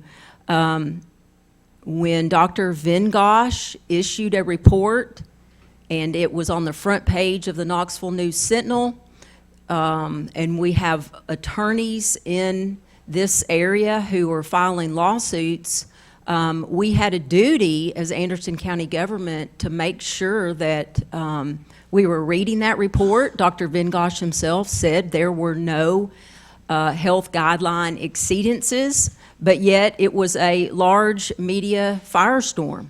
And so in order to take the next step and ensure that it was safe, this body passed a resolution asking Tennessee Department of Health and TDEC to test and to analyze. I really and truly, sincerely appreciate the speed at which TDEC and the Tennessee Department of Health put this together for Anderson County. They did not have to. They could have said, we'll help assist, we'll guide you, but you fund it. But they reached out, they partnered with funds from a cooperative agreement with the Agency for Toxic Substances and Disease Registry from the U.S. Department of Health and Human Services. So this was a multi-level partnership, an agreement, and we got the testing that had been questioned out there in the public. And so I think at the end of the day, we got an ultimate conclusion that really aligns with Dr. Vengosh, which is there are no health guideline exceedances. So we got confirmation. This body, if we are ever sued, have proven that we don't just ignore it, we don't turn a blind eye, we're going to take the next step, and we did that, and we did so with partnership. So I think on both of these that I've worked very hard and I've worked very well with you all on these issues. Thank you. Commissioner Denenberg. Thank you, Mr. Chairman. My question, Mayor, Yes, ma'am. what type of oversight are we now going to have, I guess, through the Conservation Committee as far as maintaining the Claxton playground? I mean, I understand there's been new materials put down, but like Commissioner Wandell pointed out, and as we all know, you get kids on a swing, and they're going to want to dig a hole as soon as they are looking to slow the swing down or whatever, but it's something that really needs to be monitored on a regular basis. Well, I think Ben is already doing that, but the Conservation Board discussed putting something in writing. So to Commissioner Wandell's point, there already is a maintenance plan for all of the facilities, but given the coal ash and the testing, we just need to make sure we're documenting that we need to check it more often. And maybe there are times when there are more children playing and your normal annual maintenance plan might not be sufficient. Maybe there are a lot of parties going on and things like that. So the board is going to address that at their next meeting. That was part of their takeaway, their motion. Let's get something down in writing to do that, to make sure that we're regularly reporting, not just, I mean, Ben is going out there, the park staff is going out there, but let's create a mechanism to report the oversight and how, we're checking the boxes on a regular basis. I think it would be extremely beneficial if we did have something in writing that shows that we are extremely interested in making that and to maintain it as a safe and viable community asset for the Claxton community. Because I know that there's a lot of people out there that use it and want to continue to. Yes. So, thank you very much. Absolutely. Appreciate it. Commissioner Wendell. Often, and I appreciate the explanation, Mayor, and don't disagree with a lot of what you said. I did notice, Mr. Chairman, that the sign that was there before, the sign to be gone by dusk or something, it's gone. So I don't know what we need to do, but we need to get a new sign out there. It looked like it had been torn down for the Kids Palace area there. Okay, I can reach out to Ben about that and see if we can do something about I also that. want to thank you, Mayor, and the Conservation Board for the cleanup of the park. Every Monday, I think it is, it's always fresh cut grass, trash is taken out, and that's after the weekends of everybody using the pavilions and playing, and it really looks good, and I want to say thank you. Thank you.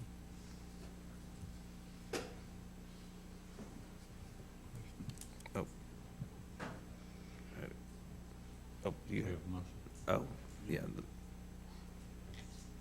Have we, what was your motion again, Commissioner Ginsburg? Can we restate the motions? Yeah. Are we To just enter adding- the adding report it? into, Thinking that I was pushing right to speak, I did. Oh, okay. Rather than motion, but if we need a motion, It's- Make it part of the minute. Add Yes. the report to the add minutes. the Yes. report Yeah. to the minutes. yes. Any other discussion?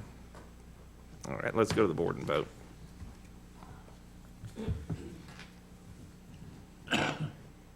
Motion passes unanimously. And the last item I have is, too many papers.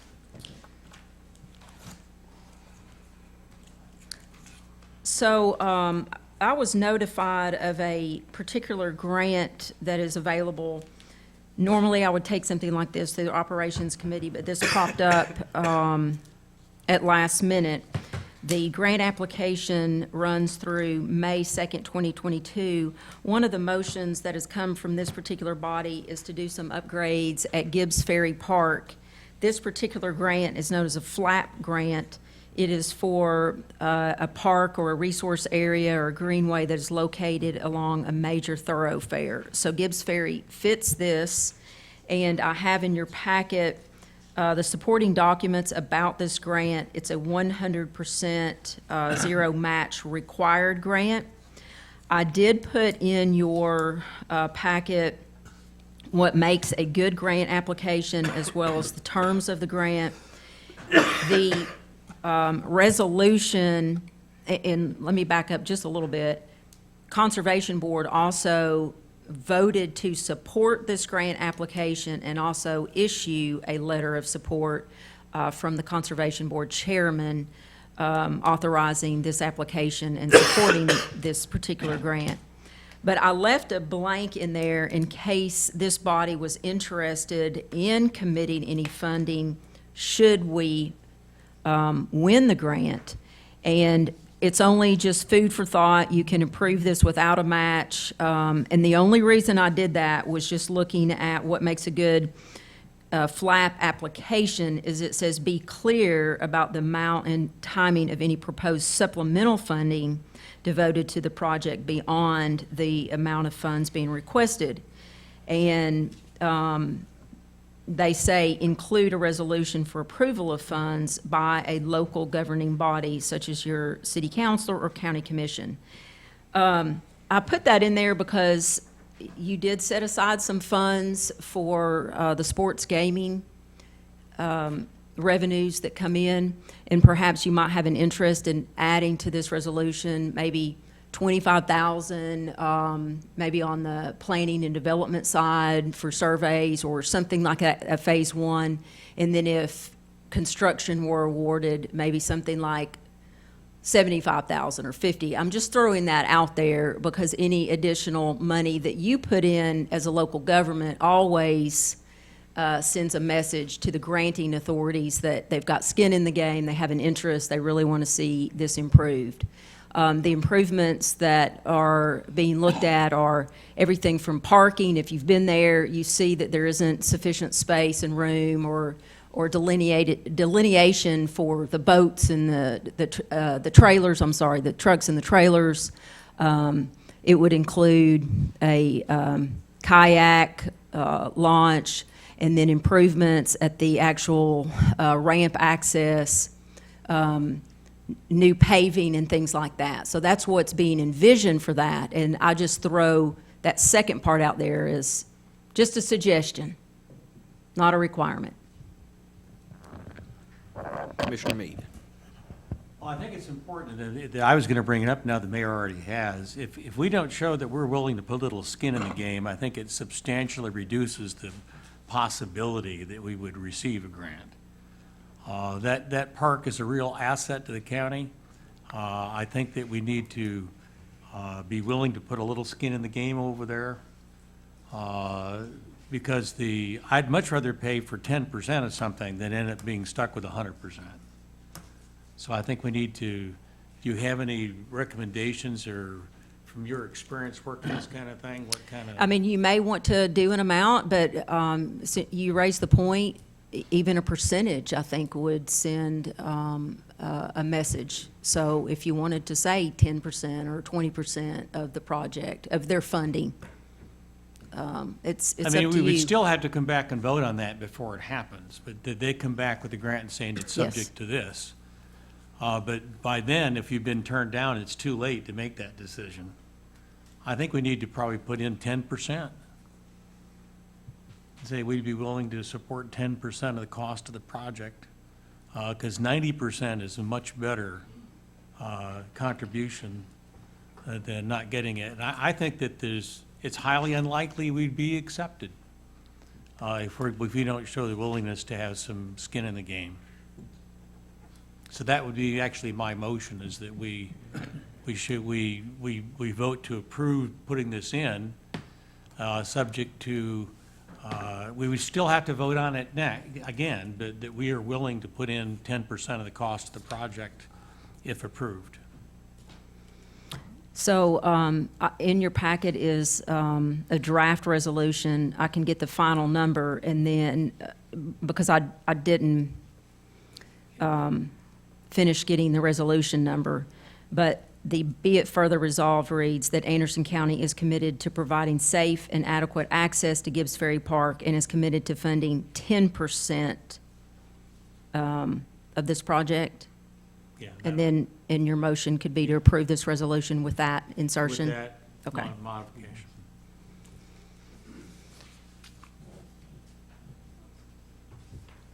Are you okay with that? For the I'd second? rather have a number. I was gonna make a motion, but Commissioner Meade has the floor, he has the motion, of course. I feel comfortable going up to $25,000, and saying it that way. It would fund up to $25,000 for the Eastern Federal Land Access Program. Mayor's bringing up some good points. I've had a lot of calls myself over the years wanting access for boats and the piers and the docks, and this would be a good way to get that done, so I appreciate it. So however Commissioner Meade wants to do it, I'll support. I do believe we should add some type of funding mechanism to it. Could you say 10% up to $25,000 or something like that? To get both? If they offer to give us $1 million, are we going to say, no, we're not going to put in the 100,000? We still have to vote on this again to approve whatever they offer us. And so I think 10% just gives them the fact that, gee, if they want to give us more than $250,000, that it would encourage them, because there could be other places that are not, I would say, being wise enough to put something like this in there, and they may just be completely not considered. I can't remember what we have in the sports gaming. That goes into a committed fund for capital improvements for the parks. And I'm drawing a blank. I can't remember if it's currently sitting at 37,000 or somewhere in the 40s. You could say 30,000 of the sports gaming parks fund, or I mean, you have extra in there, and just commit it until we hear from the awarding agency, and if it's not awarded, then you uncommit it. It's already sitting there, so it wouldn't be coming out, the commitment wouldn't come from your general fund or your fund balance.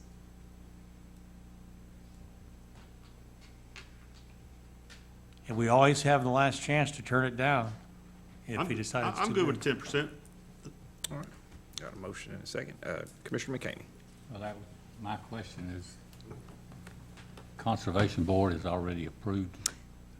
Yes. asking you, and it's their money, up to 47,000, 37,000.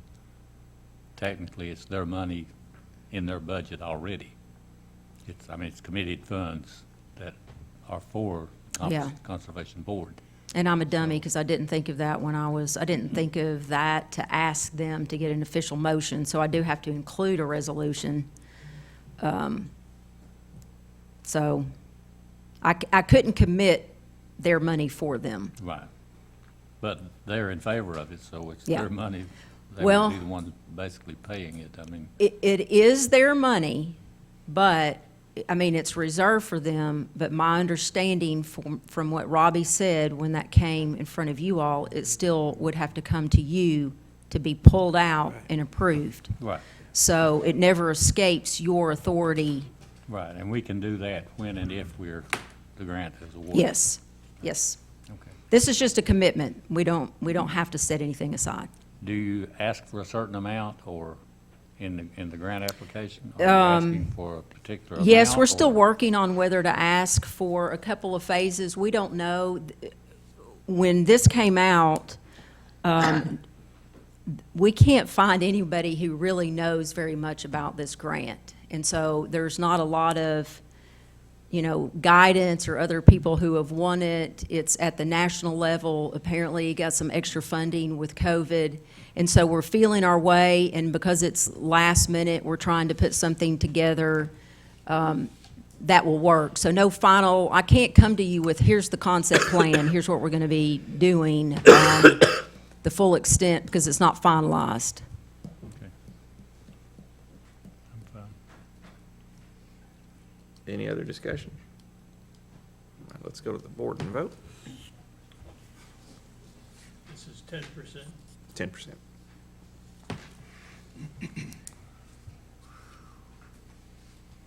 Motion passes unanimously. Thank you, Commissioners. And just something real quickly that came out today. You all have authorized before for us to work on the 42 miles of line that was, that R.J. Corman had filed for abandonment. And I'm sorry if you'll bear with me. The STB issued a decision today, and I did share this with Commissioners Val and Isabel, since it's in their district, and they've been working on this. This decision prohibits R.J. Corman Railroad property from consummating its abandonment until further order of the board. So basically, we're currently not at risk for the line being ripped up, so this is good news. And then we currently have the EPA, via oversight from TDEC, is doing an economic impact analysis study of that 42-mile corridor. And if this line was put into use, and whether that's tourism or connecting to Brushy or the trails, what would that look like for this community? And so that study is ready to be released in probably the next 30 days.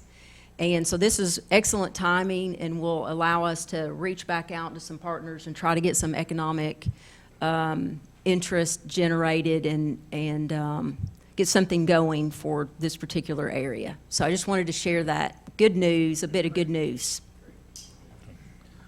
Thank you. Commissioner Wandell. Mayor, just a couple of questions on the senior center. Yes, sir. What about signage? We have $1,800 set aside for signage. I did meet with someone it was a week ago, Friday, with some particular designs, whether to put something on the side of the building or what we had looked at was like a little, right when you turn in, doing a little landscaping inset that would be kind of a low profile for the community, but would actually show some signage.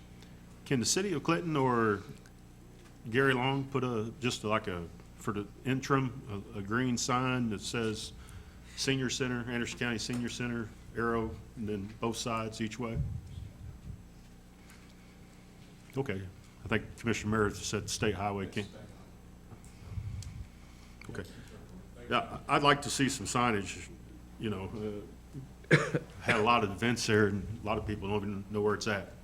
So I just would like to see some signage. I can go ahead and get something temporary then until then, the final. I know you were working on the Sea Cadet stuff. I went back there and looked at it again, and it seems to be more stuff there now than there was the last time. So I guess my question is, do we know what's going to happen to the Sea Cadets? I will follow back up with them. I did meet with Dr. Parrott, and he had a couple of options and was willing to put them at one of the schools. And I did a introduction via email where I introduced Kathy and Todd to Dr. Parrott and introduced Dr. Parrott to them so they would have each other's contact and phone numbers and all of that. And they are supposed to get together and do finalization of where that will occur. Okay. And then last thing is kitchen. Do we have an update on the kitchen? Didn't we set monies aside to get a kitchen and there's a grant?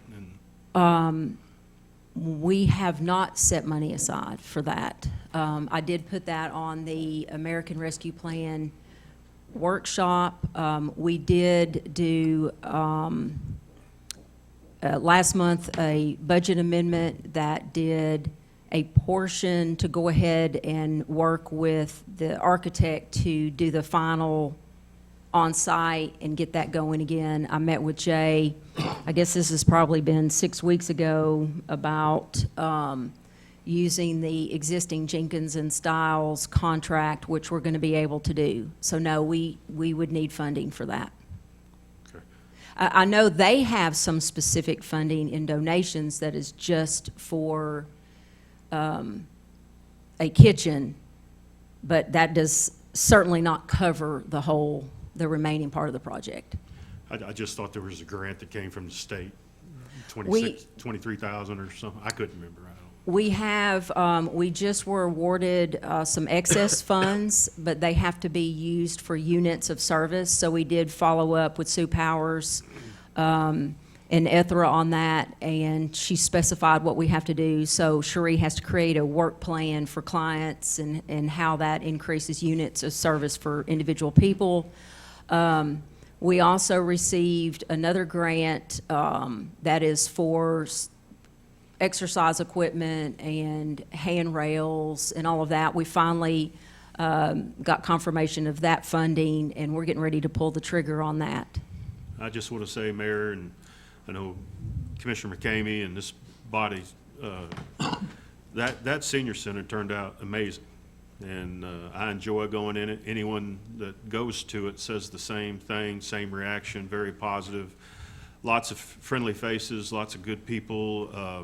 And the only complaint I hear is people don't know where it's at. So Okay. If we can get some signs, Sure. I think the seniors would be happy. And as far as the Sea Cadets go, Mayor, I just want to say this because I am a veteran, and I don't want anyone to think I'm against the Sea Cadets. I'm all for them.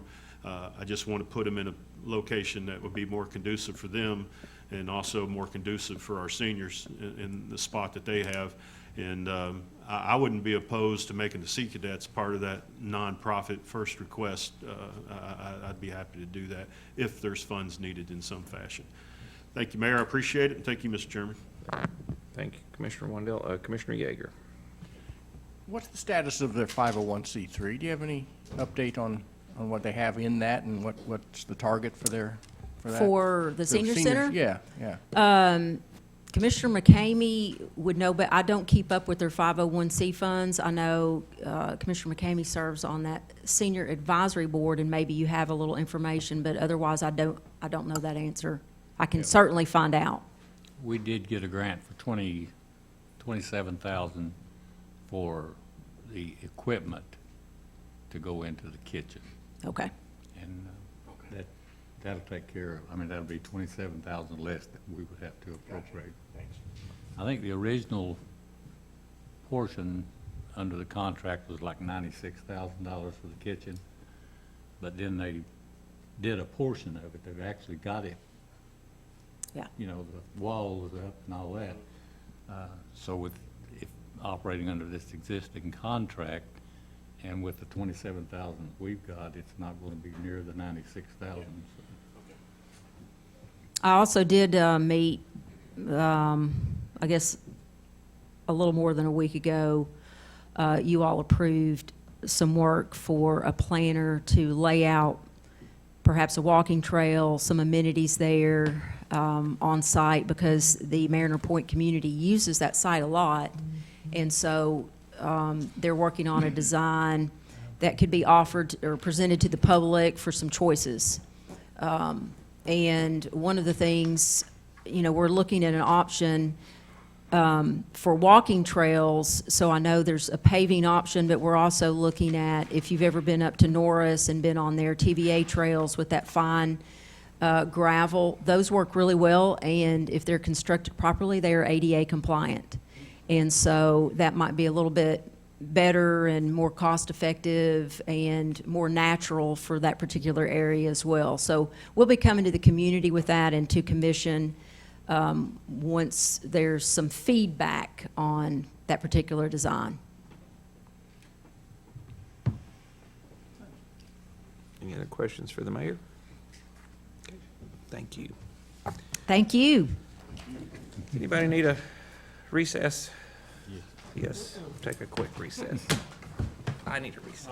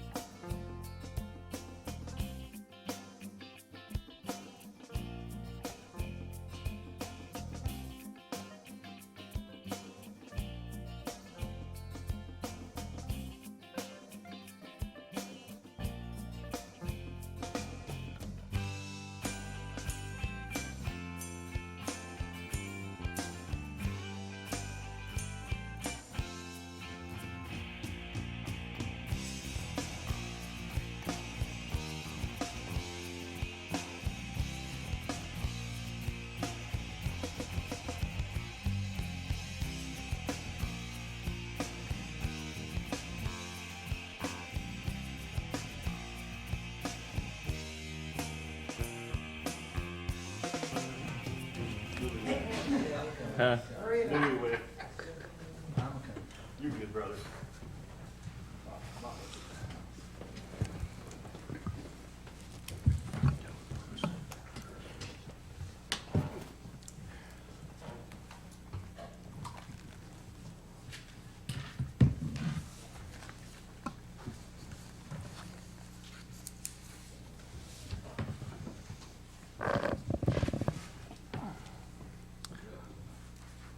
Whenever you're ready, Jay, we'll get going with the law director report. Thank you, Mr. Chairman. I appreciate the opportunity to be with you, members of the County Commission. Turning to my written report, does anybody have any questions on the contract approvals, the zoning violations, tax assessment change orders and corrections? Section D is the delinquent tax lawsuit. You see, we've got our tentative date for Norris and Oak Ridge is the second Saturday of July right now. We had it in June, but there's been a problem with publication with one of the newspapers, so probably be the second week of July. Any questions on any of those? We've covered that soccer field lease change. Smith v. Anderson County, that's all closed out. The opioid outside counsel agreement, we've got that. I forwarded it to the mayor for her consideration and signature. Notification and invite to Congressman Fleischman. I've talked with his staff in D.C.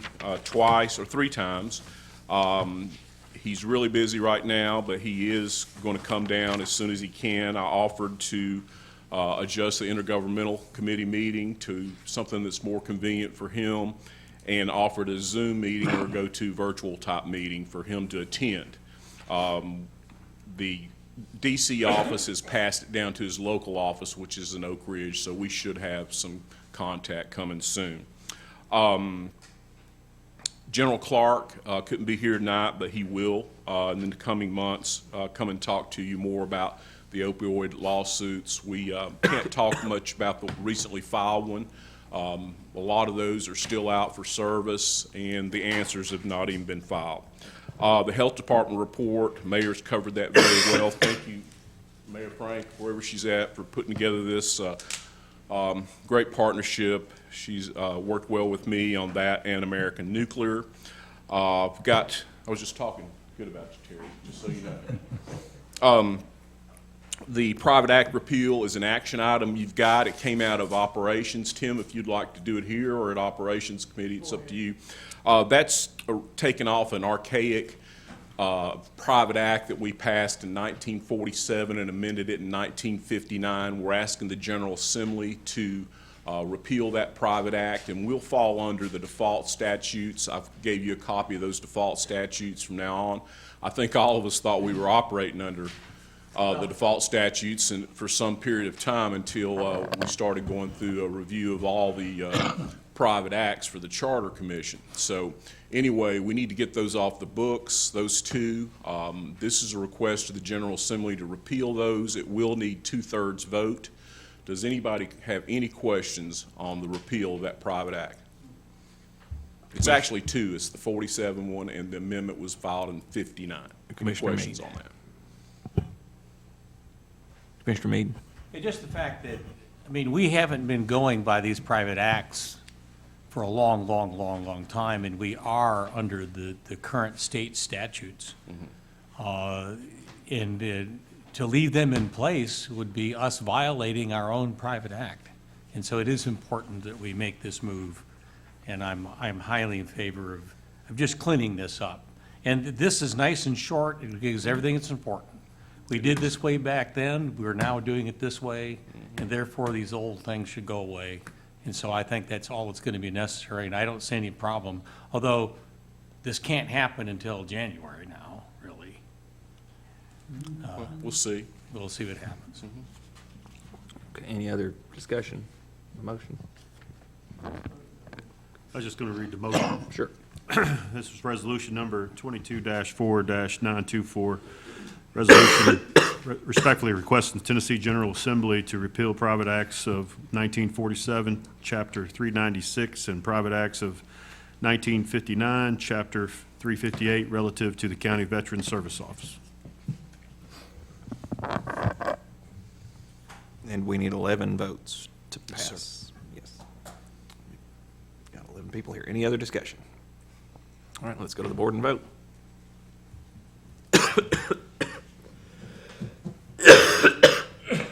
Motion passes. thank you. Next item I need to share. Oh, yeah. Sneaky. Scares me. Oh, okay. Oh, we've got a problem that the sheriff has tried to work out now for several months, and we've got a company that's in Michigan, and they're not being reasonable.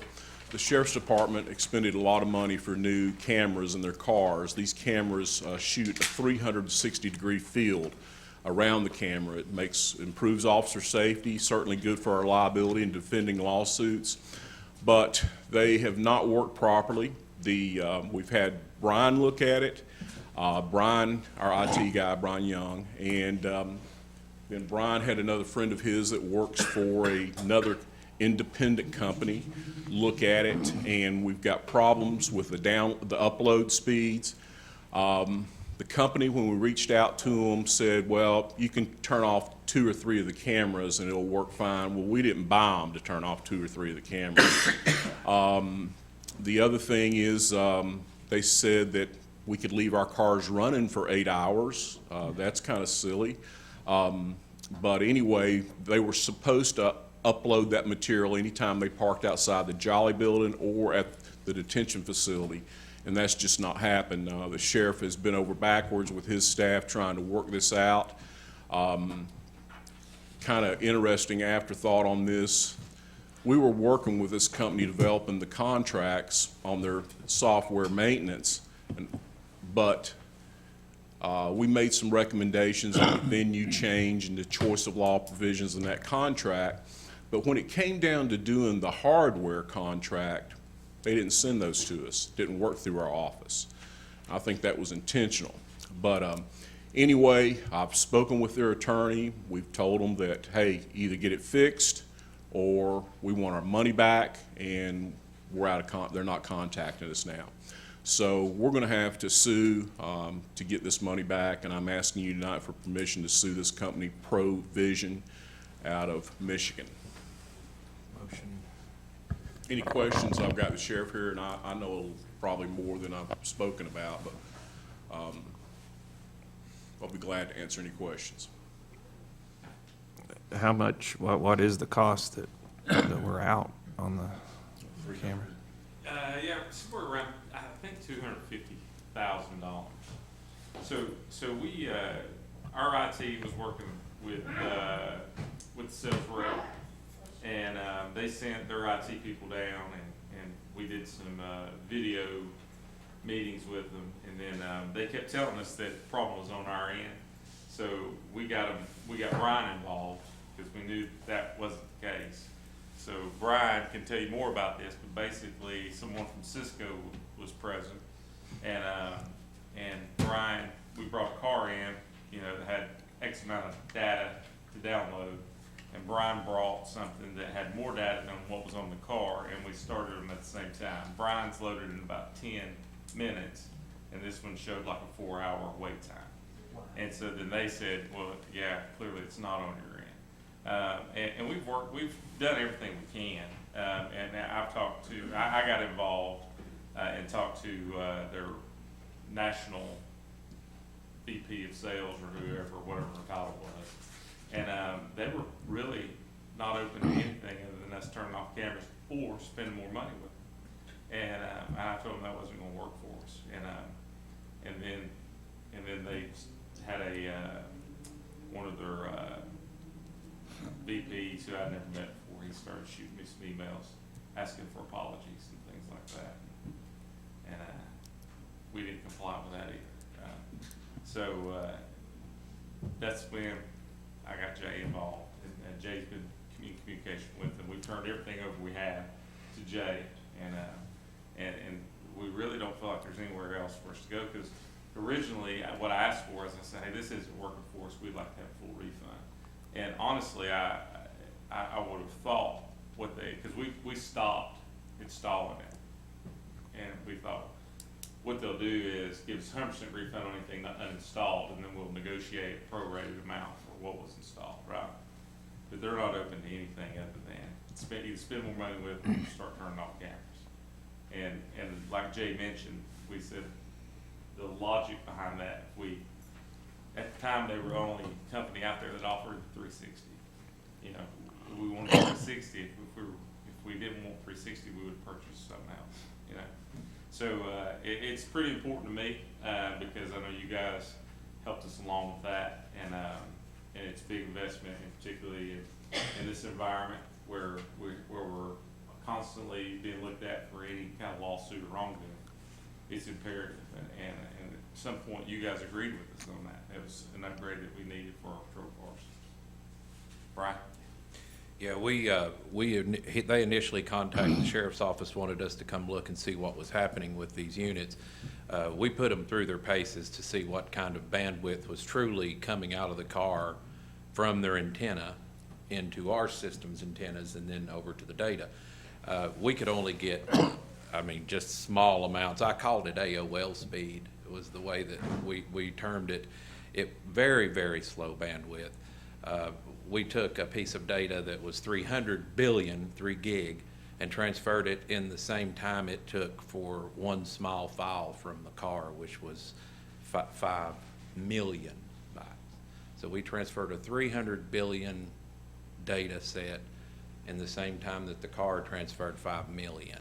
So it's thousands of times slower than it should be, not within even any acceptable parameter. We brought in our Cisco engineers. Cisco did their preliminary testing. We did final testing.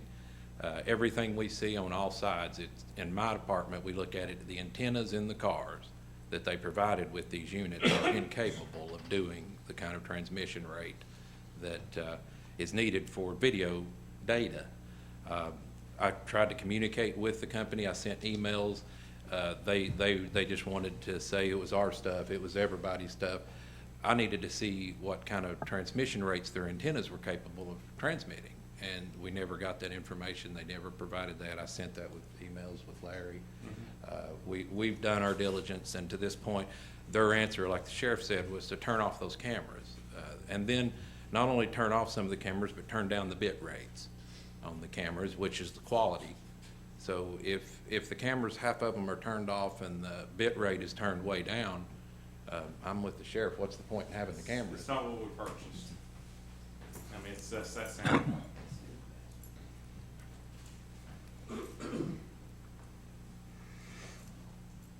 Commissioner Wandell. Thank you, Mr. Chairman. Obviously, there's a problem, or else we wouldn't be here talking about it. So we have a contract in place, I assume, Jay? We have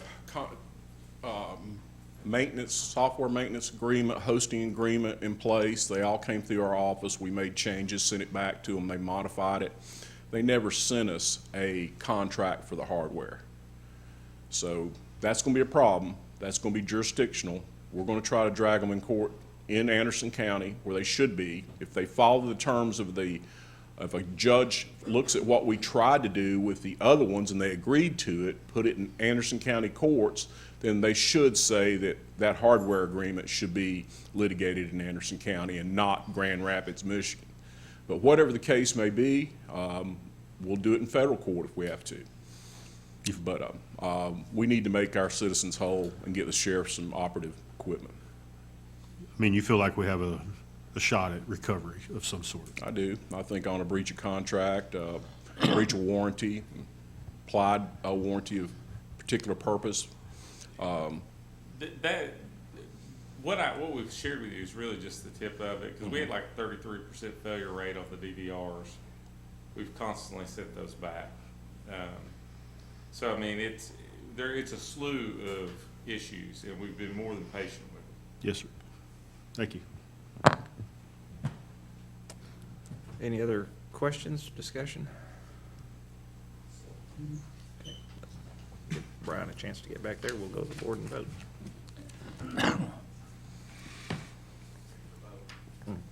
Mr. Chairman? Yes. Point of clarification, we're just allowing the law director to proceed with moving forward with potential litigation to make this Yes. recovery or correction, okay. Provision. Provision, thank you.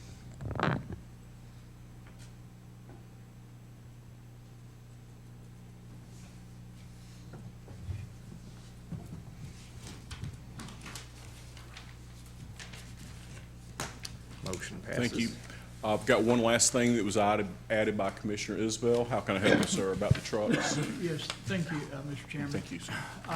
For adding this. We got several issues. One happened last week, and it's happened several weeks in a row, and Commissioner McCamey deals with it as well, because it's a split between District 4 and District 5.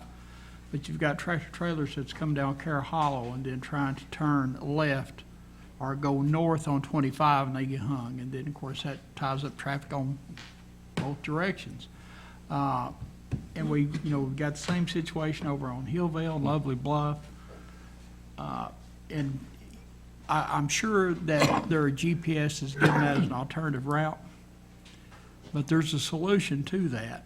And it works kind of like what the 360 app does. It tells you where you're at instantly, and then you can fall in line like with the Amber Alert. I don't know who we'd talk to, but if you could find out who we could talk to about that, I'm sure that I could give them some information about how it can be done. I mean, if we can fix the oil spill, we can fix this. And then on Beach Grove, right there at the church, it's being posted for 3 tons. And they've been, 20-ton trucks going over that for years, but since September, school buses can't even cross that road. Everybody has to bring their kids down, to the church. The propane truck can't go across it. My truck loaded won't go across it because it's 6,000 pounds basically. And so, the residents up there want to know what can be done. Why was it rated down to 3 ton? When it's been, for years and years, it's, a lot more tonnage went across that bridge. So where do we go to? Who do we talk to? But I'm not aware of the bridge issue, but I do know my office has worked on this issue. And I do know the State Patrol is issuing tickets in 3 different areas. They notify us the week before last. They're weighing trucks with portable scales. They are writing the citations. They had some issues with some of the old signage, and the DA wants some of the signage changed. But we're getting that done, and the State Patrol, I notified them last year about the Hillvale issue, and they immediately started taking action on that. The problem is that anytime there's a wreck and it backs up, usually the troopers are out there working that wreck. And so they're not able to patrol that area. But Gary Long put some additional signage up there in a couple of different locations on the Rocky Top side and down next to Walmart. We looked into the issue, and I don't think Mr. Pruitt finished this, but to change all the GPS, we have to notify 9 different companies. There's a federal law on that. If you can get more specific on another route, I know we were working on the Hillvale Road issue, and we were going to ask them to come on down to 25W, which was going to be a problem coming up with Longmire Road. They're going to have to come all the way into town. That was a give and take. Or 441, which was a problem going across the dam. So there isn't really a clean way, but when we do notify those companies, we need to have a realistic detour. And but it's certainly, Lovely Bluff and Hillvale are not meant for this. Now, the issue with the bridge, if you can shoot me an email and tell me about when this changed, I'll talk with Gary, see if he knows anything about it. We do know that's a state bridge. It's out of our control. They do regular bridge inspections, and that could have been an issue where I'm just speculating at this point, they could have inspected it and lowered it down to that. But those bridges are not county, and the road's not county, but we'll continue to get into that. Shoot me an email on exactly where the bridge is and what you know about when the weight limit changed, and we'll get on that. Okay. And if you have any ideas for alternative routes and detours, let me know, and we'll go ahead and start writing those letters to those GPS firms. Commissioner Wendell. Thank you, Mr. Chairman. I'm kind of having some same issues. Mountain Road, The Brooks Gap Road crossing over to Brushy Valley, we've had a couple trucks. Same thing. Yep. They see a wreck out there, and there's more and more on the interstate. I don't know if y'all have noticed it, but I think last week there was 3 northbound near 2 above exit 122 and 1 below, both northbound, and they shut down traffic for at least an hour both times, and they're getting off and I guess trying to get around through Raccoon Valley and up Mountain Road and Brooks Gap. But that's really hard to do in a tractor trailer. Jay, would we be allowed, we talked about this many years ago, would we be allowed to put up signs on the county roads anyway, and put some hefty fines on them? We can prohibit some trucks on the roadway under a state statute. What would we need to do to go through that process? Draw up a resolution by the state Department of Safety.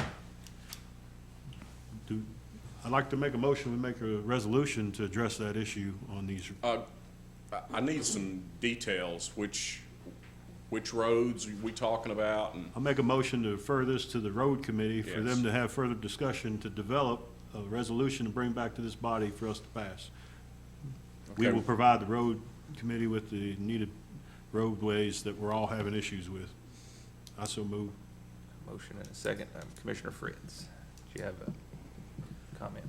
I was just going to say, we had the same situation off of Fowles Kearney Road. Even though we got signs up there on Edgemoor Road saying no tractor trailers with making a turn, and then Mr. Long's already put a sign on Fowles Kearney, but down Fowles Kearney a little bit, they don't see that sign. Because I stopped somebody one time, said, "You're not allowed down this." He said, "Well, I didn't see the sign." And then when you get down there, well, there's no place for them to turn around but to keep on going to the, so obviously, instead of going on down Edgemoor Road to Clinton Highway, like they need to be, they're making that turn there at the left and going down, trying to go down Fowles Kearney. You'll still see that occasionally. Yeah, look, if it's a county road, we have a lot more options available, and Mr. Long will certainly jump on it and get signage up immediately, just like he did up on Hillvale. But when you get into these state roads, it's much different. And but please, we're looking at Brooks Gap, Mountain Road, Hillvale, Llewellyn Hollow, Carroll Hollow, Dutch Valley, Old Dutch Valley. Not so much Old Dutch Valley, but Dutch Valley. And then the bridge, right in Beech Grove. That's the issues? Okay. We'll take care of that, sir, and we'll take it to the Highway Committee. Hold on a minute, I speak, excuse me, not to interrupt, but yeah. And I understand the question is, and we've got them signed. It's not my man's not driving the tractors and trailers. It's not me, it's not my fault. They There's just say they signage can't out see the there. signs, yeah. No, well, some of them don't understand English, okay? That's a fact. They went up G Road over here, Key Springs Road, about a year back with a load of cross ties. That GPS says turn right, they turn right. Okay, and we're getting some help out of these state troopers in the near future on Dutch Valley, trying to enforce it. And the problem is, well, I don't enforce it, okay? It's not my job to give them tickets and stop them. You get me handcuffs and blue lights, I can work on it. Tell you that on TV. But now the signage is up, and I talked to one myself, come off of Laurel Road trying to get to Granite Road out there to the plastic place, All Plastics, and he was going up Sulphur Springs, going out Carroll Hollow. I said, man, you can't do that. Well, GPS said go this way. It's quicker. I said, it is, you get to the end of the road and you can't get up. It ain't designed for you. You're not supposed to be in here. We got him turned around. He went back into Clinton, come around through by the courthouse and over the viaduct and in that way. It's your GPS, it's done it. They're telling them go left, go right, and that's what they're doing. The signs are up. We've had them up for well over a year, 2 years, some of them even longer than that. We put double signs up. We've got one on Carroll Hollow now. They can't turn left off State Route 25W. That's definitely state right away. But the sign's up on that end. And they can't get out when they get there. Maybe the sign says no, rely on your GPS. Well, maybe we should. But there again, it's the truckers and a lot of them's out of town, out of state, and the GPS system tells them to go left or right, and that's what they're doing. It doesn't used to do the same thing out here at South Clinton. Train drove through a couple of them over there and cut the trailers in two out here off of Lee Road, I believe it is, in South Clinton. They've got signs out there now, which is So far, it's helped, I guess. But we're open to suggestions, but I'm telling you right now, we've got the signs up. We've had them up. We keep them up. But law enforcement, well, when they track them and all go to Lake City, and those roads are not designed for it. They don't have the radius and the curves and the sight distances, shoulders. And I've told them, that's when you run over a car out here, you won't need a lawyer. It's posted. You got any questions for me?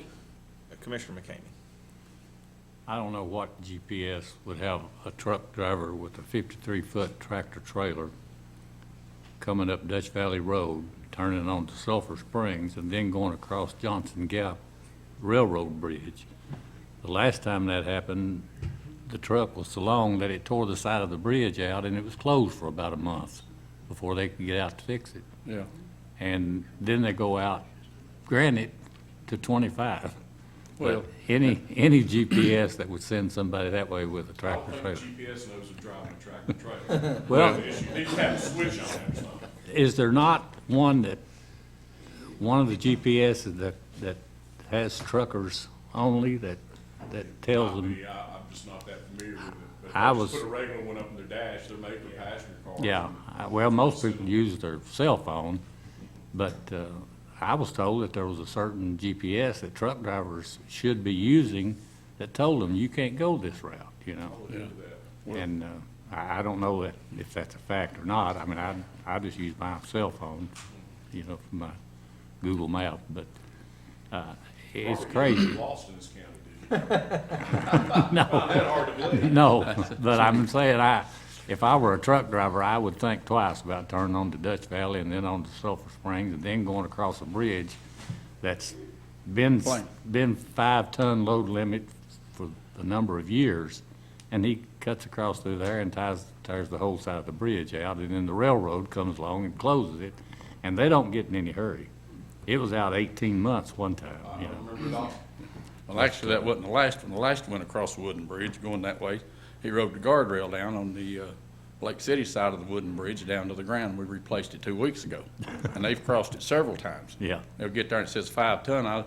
They've crossed it many a time with a tractor and trailer. Oh, yeah. But our school buses can't cross it. Or ambulance, either one, they won't Right. cross it. Yeah. Because of the weight limit from the state. So be sure and add that to your list. Well, I mean, when they get up to Lake City, off Old Lake City Highway, they'll start to go across Elliott Street. That's a county road also, and they can't, it's posted. For the tunnel. And, you know, we've had officers, well, we've reposted, it's posted, double posted. You can't make the crossings there. The weight limit is just not designed for that kind of traffic. They hang up on the rail. And those trains, we'll drive through them and make you 2 trailers out of one. They'll cut them in half. Commissioner Isbell. Thank you, Mr. Chairman. Hey, Gary, down on Melton Hill, if you're coming out of Oak Ridge, there's a stop sign there, you know, where people's run through and just run into the river down there. But they got a solar panel on that stop sign that once you approach it, it actually turns on and flashes, because I think what a lot of these people, you know, they probably can't read English. But if, you know, if we had the sign in Spanish as well and had those solar panels where the sign lit up, because, I mean, it gets your attention. I mean, that's one thing maybe we could do. We very well could look into that and see, but I think law enforcement and fines is what get their attention. Of course. And we've got pictures on these signs that's got tractor and trailers with the red X in them. I mean. And our county roads are Yeah. not designed to haul that No, kind of weight. that's exactly right. So it does, you know, a lot of damage Yeah. to that. Commissioner Yeager. I just checked the Google machine here, and Garmin has a GPS truck navigator. Customized truck routing for the size and weight of your truck, plus alerts for upcoming bridge heights, weight limits, sharp curves, steep grades, and more. It's out there. Yeah, I'm just getting them to buy that. Exactly. Okay, they've got it, here, it's been about 2 months back, he's coming up Frost Bottom, coming on to 116, coming into Briceville. Okay, that's state route. When you get there near the, what used to be Evans's Grocery, it turns you right-handed, it takes you around through Andy's Ridge. They tell me it does, and the tractor and trailer lost a load of plywood up there, it's been about 6 weeks ago. It's in Tim and them's district, and you wouldn't, it's not even quicker if you're riding a motorcycle. I don't know why it is, but there's no reason for it.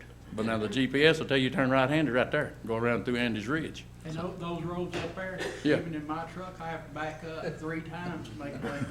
You know? But anyway, but and I know there's been a lot of controversy and a lot of questions, a lot of concerns, and we've got our signs up.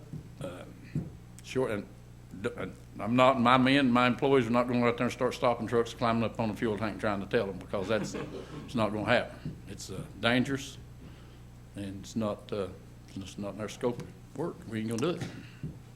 Commissioner Wandell. Thanks, Mr. Chairman. Gary, you have put signs up on Fowles Kearney, and it has helped. We still have an occasional straggler that comes through. I wonder if we could just, it sounds like the solution would be for our residents who live on these streets, as soon as they seen that truck, they need to call, the sheriff's office and let them know immediately that there's a 18-wheeler, and hopefully our sheriff's department can get out there if they're available and write a ticket. Well, we appreciate that, and of course, the Buffalo and Brooks Gap and that area up there, when they get a traffic jam or accident on the interstate, I guess they just start following four-wheelers for a quicker route instead of sitting in traffic. And it's a one-lane bridge over there. And they hang up, coming out on Brushy Valley. Towing company, I guess, they kind of like the calls. They can go up there and drag them over the hill and back up till they can get going. But there again, it's posted. Right. Thank you. Thank y'all. Thank you, Gary. Appreciate it. No problem. Thank you. Anything else I can do for you? I guess we need to vote on that referral to the road committee. I don't know if that was the original motion, Mr. Chairman. I apologize. I think I guess you made the motion, is seconded by Isabel on the referral to the road committee. So let's go to the board and vote on that real quick.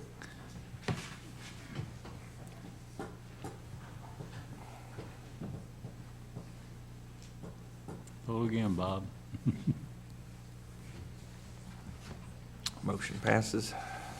Okay, thank you so much. If you need me, don't hesitate to call, write, or come by the office. Glad to help you. Thank you. Thank you. Committee reports, intergovernmental report, Chairman Denenberg. Thank you, Mr. Chairman. Intergovernmental Committee met April 11, room 312. Members present were Catherine Denenberg, Tim Isbell, Bob Smallridge, Shane Val, and Tracy Wandell. Josh Anderson was not available for the meeting. Others that were present were Terry Frank. Meeting was called to order. No citizens addressed the committee.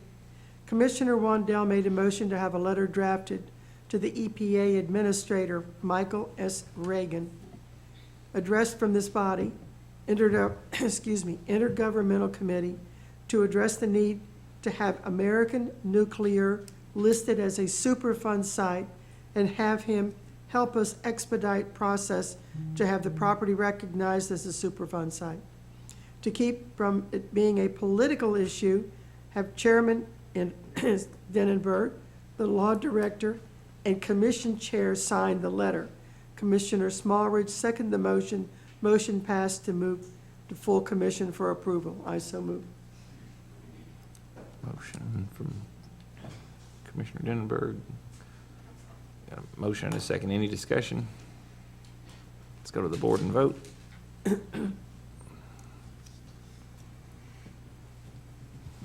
Motion passes. Status update. Mayor Frank spoke with TDEC officials and advised them that we will be sending them a letter. They will send us an official response about the status of American Nuclear, and they may be able to come to the next meeting to talk about this. There was no new business or old business, and the meeting was adjourned. That is the intergovernmental report. Thank you. Next, we've got the operations report. Chairman Isabel. Thank you, Chairman. First, we'll do an action item, and there's something else I want to bring up. Commissioner Wandell made a motion that a spreadsheet for motions made during regular county commission meetings be provided to all commissioners and citizens through the county website. Commissioner Scott seconded the motion. Motion passed unanimously to forward to full commission for approval.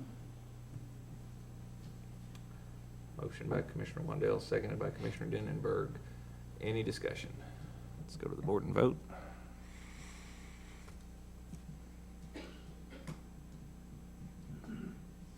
Motion passes. Okay, Commissioner Anderson made a motion to refer to Budget Committee, and this is something that was brought up earlier, and the finance director was taking it up. This just gives a little bit more clarity to it. But Commissioner Anderson made a motion to refer to Budget Committee to give a one-time stipend of $5,000 to the volunteer fire departments for their help with the Andersonville fires.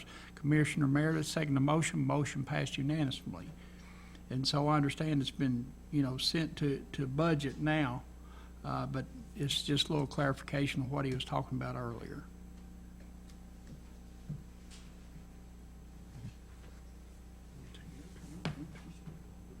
Who wants to speak? Oh, yeah. Ms. Wandale, did you want to? Yeah, sure, of course. Commissioners, Madam Commissioner. Shannon Wandale, 117 Hilltop Lane. Briefly on the fire stuff, and if you all want me to come to a budget or finance, just tell me and I will actually get you something in writing. First off, I appreciate any mention of an increase for our volunteer fire departments. I think roughly we get about $27,500 from you all a year. That goes a long way because the checkbooks at the volunteer fire departments are probably balanced better than those of ours at home. What I want you all to know is a little behind the scenes stuff. I'm the chairman for Claxton Volunteer Fire Department. At first, I used to make the joke they only kept me around for the entertainment. However, I've really got dug in. I've taken a couple of the classes myself that give me the right to be on a scene as support. So support might be my boys' radio and they're thirsting to death. They have no Gatorade. Maybe they need a chew of tobacco. Whatever they need if they're on a scene for an extended amount of time, myself and several others for Claxton, we will go do those things for them. Countywide, there's 5 volunteer fire departments. The rescue squad, they might have a little bit different budget. What I would like for y'all to look at, the one-time thing is wonderful, but what I want you to know just real quickly, behind the scenes, there's a lot of state certifications I don't know that you all are aware of, and I'm learning every day something new. I have a son-in-law that's a diesel mechanic. If a truck tears up, I'd love nothing better than to call my son-in-law and say, come fix this truck, give him $100, everybody's happy. Doesn't work that way. State requires certain places to be certified to work on anything considered an emergency vehicle. That being said, in Knoxville, Tennessee, there's only 2 places, one of which just came along in the last 6 months to a year. It's kind of like they see you pull in the parking lot, they're going to go ahead and tell you it's $3,000. To put tires on one of our trucks, we got some tires needed right now on one of our trucks. We have a total of 5 apparatuses that are engines, tankers, or rescue. It's going to cost about $5,000. Our radios are about $3,800 a piece. Now, these radios last forever. We take good care of them. Boots for our volunteer firemen that work for free. The boots, we have some guys that got some new ones the other night. You would have thought it was Christmas morning. They're about $700. We hosted the, kind of like the crash scene, break the cars open class. Right now, the board has let excavation class for several different places recently. We actually had Scott and Campbell County people that came out to Claxton, and we hosted an all-weekend training that these people do on their own time. But we used the devil out of our Station 1 and Station 2 on that weekend. It was a little bit chilly. Our electric bill was $600. So there's a lot involved, and sometime if you all would like for me to get you something really breaking it down, what I see every month at my meetings, $27,500 is wonderful. Believe me, it's wonderful. But if there could ever be a little increase that stays, and it's not one time, I can assure you it's being used wisely. We had 3 boys the other night, 3 men that got suited in new gear. When I tell you, we can't even repair gear ourselves. There's state rules about repairing gear. If gear gets torn, we go all the way towards Nashville to a little company that can repair it, sew the patches, whatever. You talk $800-900 to repair a gear. $12,000 on average, from the boots to the protective hat. Exactly. for them to go into a burning building. Now, they don't wear that all the time. Sometimes it's just the bottom part, the suspenders, and a good old T-shirt for whichever department. I know our county doesn't have endless piles of money, but I also watch it closely, and I happen to know sometimes there's will, there's way.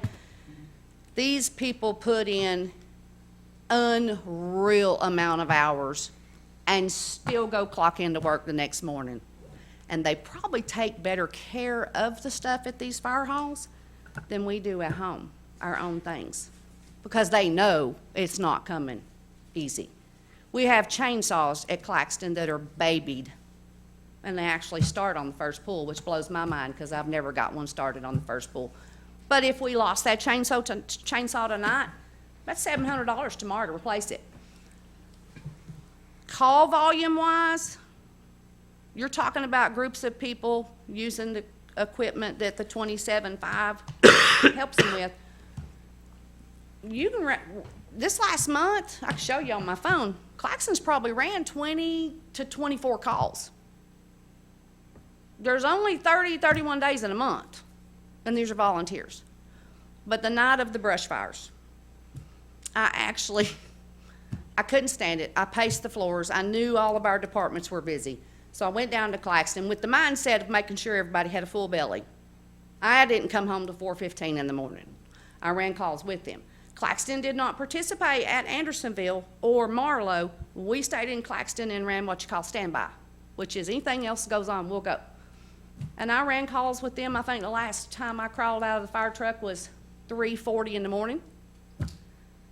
They all cleaned equipment, put equipment away, took care, and then went on to work the next day. And so did your department, Ambry, and them. I don't even think they went to bed.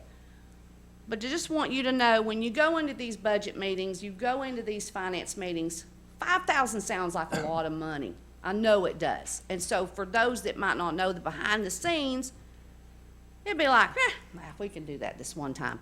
I really hope in the future it will be considered that it's bumped up and it stays bumped up, because it's being used wisely. Our fire departments run medical calls as well. They don't just fight brush fires. They run medical, they run car wrecks, they run lift assist, they run, little lady stuck in the elevator calls. I mean, they do it all. They actually don't do it all because there's plenty of medical. There's not enough hours in the day to help Nathan and his crew run every medical in this county. And I'm sure that's the same for each of the volunteer fire departments. They do what they can do. But I just didn't want any of you all to, I heard this get mentioned last week, and I said to Tracy, there's so much I wish y'all knew behind the scenes.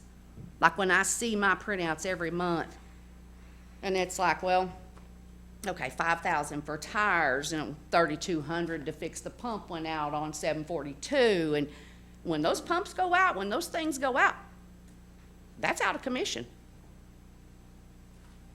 And so, if anybody ever wants me to put something all together, I can get with our treasurer at Claxton, who keeps the best books around, and Ambry at Andersonville's great. They're all good. But if we could put something together that would help y'all for the future of looking at stuff like this, to give you a better behind the scenes, be glad to do it. Those monies, the 27.5, any classes, state required classes, you can't get out of them. You have to do them or you can't go to a scene. Those have to come out of that money. They all cost money. Good news is, there's a newer place in Knoxville we've just discovered that has now got its state certification to work on emergency vehicles. So far, so good. The prices are better. We had a company we were doing business with, and I know each department has experience with them. The other option was down on the Cumberland Plateau. And they charge us for mileage. $1,700 the last time they came up here to work on something. So we're glad to find this new place in Knoxville that is certified. But there's just a lot of little ins and outs that I know if I was sitting somewhere and somebody said, well, we give them 27.5, I would say, that's awesome. Till you really look at what the 27.5 does. And if a pump went out on a Claxton engine tomorrow, the big pump on our tanker, and it's probably, we've got an engine that I think is a 1988 model, you're looking at $20,000 to put a pump back in that truck. Otherwise, park it, and don't drive it. So we appreciate everything y'all do. Believe you me, we really appreciate the 27.5. I know every department in this county does, but if you ever want to know more, or if that ever does, I just want you to know, when it comes across your desk, 5,000 sounds like a lot. It is a lot, but it's unbelievable what it costs to keep those departments up and running, and how much they appreciate and take care of everything they've got. They really do. I know each department does. I wish we could hit a Powerball and build them all new buildings and give them everything they need, but every little bit helps. So if y'all could keep that in mind when you go back to budget and finance, we appreciate it. I know each department does. Commissioner Denenberg. Yes, dear. I think it might be a good idea if you and the other departments, fire departments, would start putting together some information where increases have happened, to give us a better overview of exactly what it is that you're facing. Well, I can tell you, our trucks at Claxton hold about 50 gallons of fuel. I think we're at, oh goodness, I think we're at about $100, $125 right now to get a half a tank. Something else they've all been doing behind the scenes. I can only speak for Claxton, but I'm sure the other departments. A lot of our calls lately, I myself, Tracy will tell you, he calls me nosy, but we're doing everything we can lately to not get our big apparatuses out until we are locked in and know we have to have it. So we've got a lot of volunteer firefighters running personal vehicles. Now, I don't mean they're going lights and sirens, but if they're on a road and somebody says brush fire, if they can assist with that brush fire by just being in their own little Chevy truck and not take something else that the gas is so expensive, does that make sense? It makes sense, but are they being reimbursed for the? Well, of course not. Of course not, okay. No. And that's where I They was don't going. ask, don't get me wrong, No, nobody asks. and I appreciate that very much, but I also think that maybe it's time to get, an update on what it is costing to maintain and to keep your fire stations up and running. No, they've been taking the gas crunch very serious. They're not Well, getting not them just out the gas, but, unless they, but the other things too. yeah. Thank you, Mr. Chairman. Thank you, Catherine. Commissioner Isbell. Thank you, Mr. Chairman. Ms. Wandell is exactly correct on all these dollar figures. There's no exaggeration there, I can tell you. Because I sit on the Medford Volunteer Fire Department, I see the books, I see the runs, I know what everybody does, everybody dedicates their time. Nobody ever asks for anything. The other thing is I've been speaking with Chairman of Fire Commission, Commissioner Val, about this same thing. I mean, this has been something we've been talking about for about 3 months. And he's trying to do exactly what you're talking about, putting something together out of Fire Commission that would help. So I think we're going to get there, but we definitely. The state, and the state's wonderful, and I know they do it for a reason, but you know me, I'm out here behind the scenes thinking, who can fix those brake lines for us? My son-in-law's a diesel mechanic. Well, I know somebody that does tires. I mean, I would be doing that to get the bargain. Problem is, your hands are so tied. It has to be a certain way. I can't, you just can't. And so far, well, now something else too, some people may not realize, each department throughout the county, I'm sure is the same. I know at Claxton up until, I think about a month ago, in one of our meetings, we finally figured out we have 2 apparatuses that we're about to pay the last payments on them. So just like us at home, there's departments in this county that pay car payments. They're not car payments, it's actually equipment payments. I think we have at Claxton through Y-12 Credit Union, and we've been excited that we're almost about ready to pay that sucker off, and we own it free and clear, but those are some expenses that come out every month, as well as some of these engines aren't sitting there totally free. Some of them have been bought. But you know, these guys, I know at Claxton, we scrap. We have citizens that will call us and say, hey, I've got an old 1970 truck sitting out here made of steel, sitting in my field. Our boys go get it. They'll go scrap it. Money goes to checkbook. I think a lot of the departments do stuff like that. So they do thrifty things to even add to. And then at Claxton, we do 2 mailers a year, 2 fundraiser mailers. But, you know, sometimes those turn out great. Sometimes if times are tough for our citizens, it's tough for our fundraisers. So I just wanted to I've probably rambled too much, but appreciate you all looking at. Commissioner Valgo, real quick. Thank you, Mr. Chairman. I want to thank Ms. Wandale for coming up and speaking to us tonight. I believe most of the commissioners, especially those of us who represent rural areas, may have heard some of the information that she spoke about tonight. I think she really gave a great overview of what the rural volunteer fire departments are facing. Like Commissioner Isabel, I also sit on the Briceville Volunteer Fire Department Board. What she's saying is correct. You'd be amazed at the amount of expenses that come through each month that even in a home budget you wouldn't think about. We're facing a crisis right now thanks to this body, commissioners, the mayor. We're getting ready to build a new fire hall at Briceville that was desperately needed. One thing I would suggest to the commissioners who may not, and I'm not putting down the city departments, but those of you who don't represent rural areas, in the consent agenda each month, there's minutes from our monthly fire commission meeting. And some of the issues that Ms. Wandale has spoken about tonight are addressed in that. The last meeting, the minutes are in there about rising fuel costs. Oh, yeah. We spoke about the radio issue, about communication issues when they were all out on that brush fire. I learned a lot about handheld portable radio, the frequencies, dead spots, all this. Every time we turn around to provide that service to the people, there is an increasing cost. And that is something I think this body has been very good about addressing as we go along, and maybe not as a large piece of the puzzle. Certainly that's some concerns that we can be speaking about moving forward, how to better address those issues. But I would like to take just a moment to thank the commission for the funding that we do give the departments. I know all of them are grateful for it, especially the rural ones.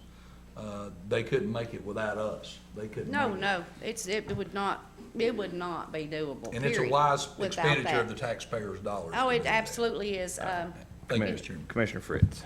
Very quickly, because I know we need to go on. Fire departments can no longer do these boot drives. They're unsafe. They don't need to be out here on the roads trying to collect money off people driving cars by them. This commission eventually is going to have to address how we're going to fund these rural fire departments. Costs keep going up and up and up and up, and we cannot afford to, they cannot afford to continue to operate under what little bit of funding they get.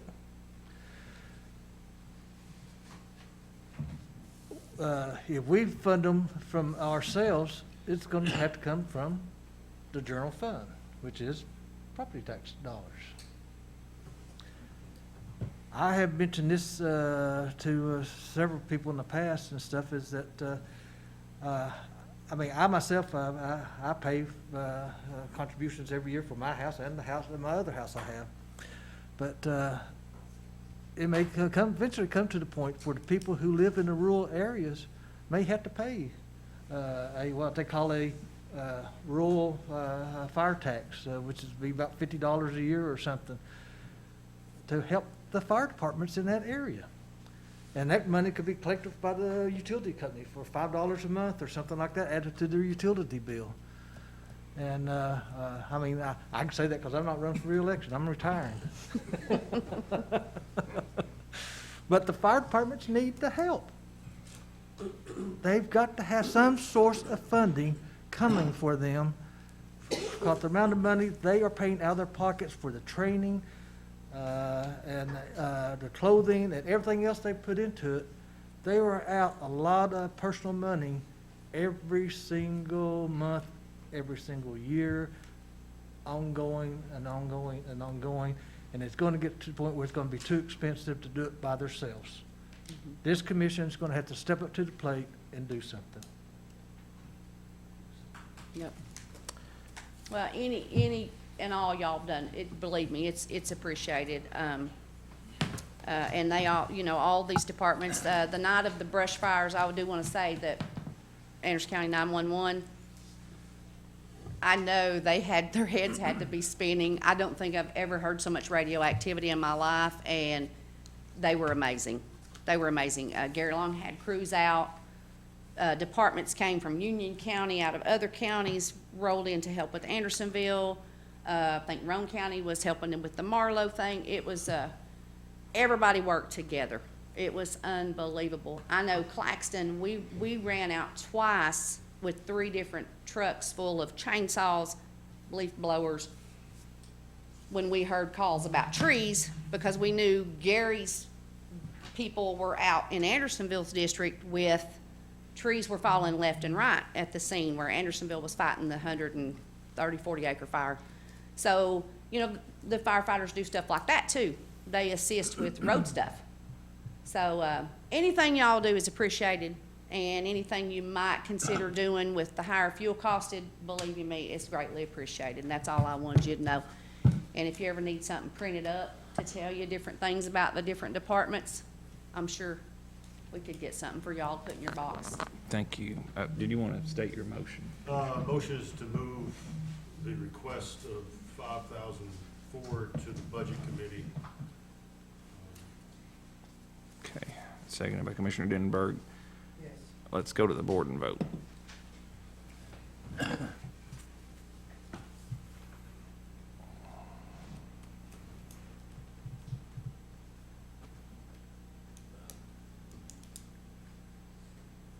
Motion passes. Thank y'all, appreciate it. Thank you, Ms. Wandell. We'll have our second. That concludes the Operations Committee report, Mr. Chairman. Okay. New business. Commissioner Val. Thank you, Mr. Chairman. I think the proper procedure would to be add something under new business, and I apologize for not doing it at the beginning of the meeting. But if my fellow commissioners will indulge me in a new business, I'd like to bring up a motion regarding the passing of one of our library managers. She was the director. Director of the Rocky Top Library. Miss Norma Day. So I guess the proper procedure be add that to the agenda. I think it's under new Just go ahead and business. bring I it think up? you can just bring it up. Yeah. The motion would be, I'd like to make a motion that we place a monument, some kind of Plaque. monument plaque. I think really all we need is just permission to be able to put it on the property, and then we'll. We'll worry about Yeah. the cost and what's gonna look like and everything later on. Okay. Plaque honoring Norma Day. Rocky Top. And not only that, she was just a well-known, well-loved member of the community. I know this time of year especially, she helped, and you don't think of this as a traditional library role, but hundreds and hundreds of people got their taxes filed with her help up there. She was really involved with that, so. She's definitely leaving a big hole. Amen. All right, got a motion and a second. Any discussion? Let's go to the board and vote. Matt.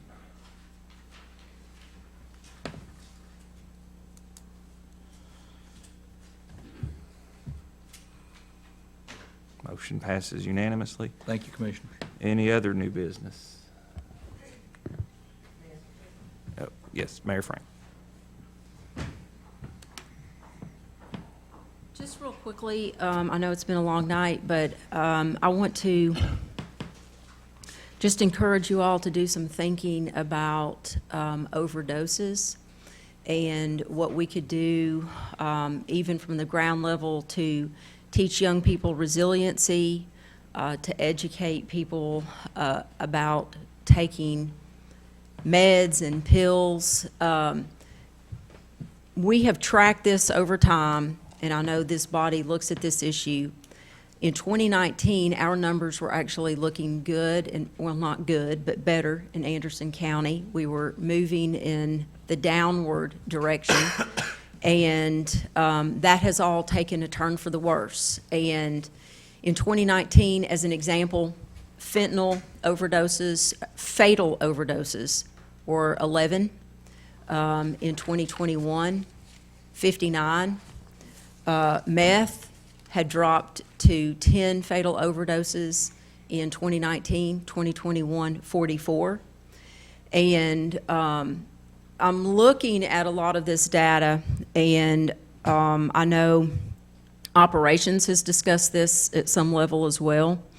And I asked Nathan, for instance, because we're seeing so much, to run a report on Narcan. What has EMS administered in Narcan? Not only are we administering quite a bit, but in some cases it's taking 2, 3, 4, 5 doses of Narcan to revive individuals. From September 1, 2021 to February 22nd, 2022, that's just the date when I reached out, I said, hey, run me a report for the last 6 months.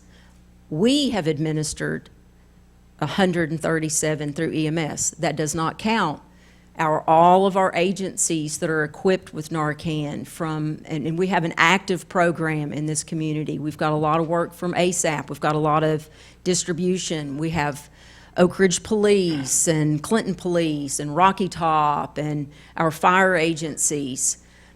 So in looking at all of this, I asked Nathan, I said, Nathan, when you get a text, because he gets text alerts as the director for dispatch, notify me.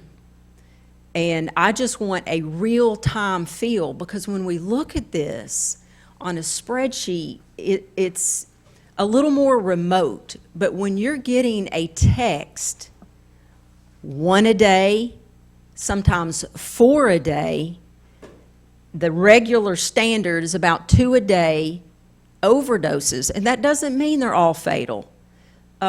Sometimes they're revived. Sometimes it's an elderly person that maybe has taken something too much.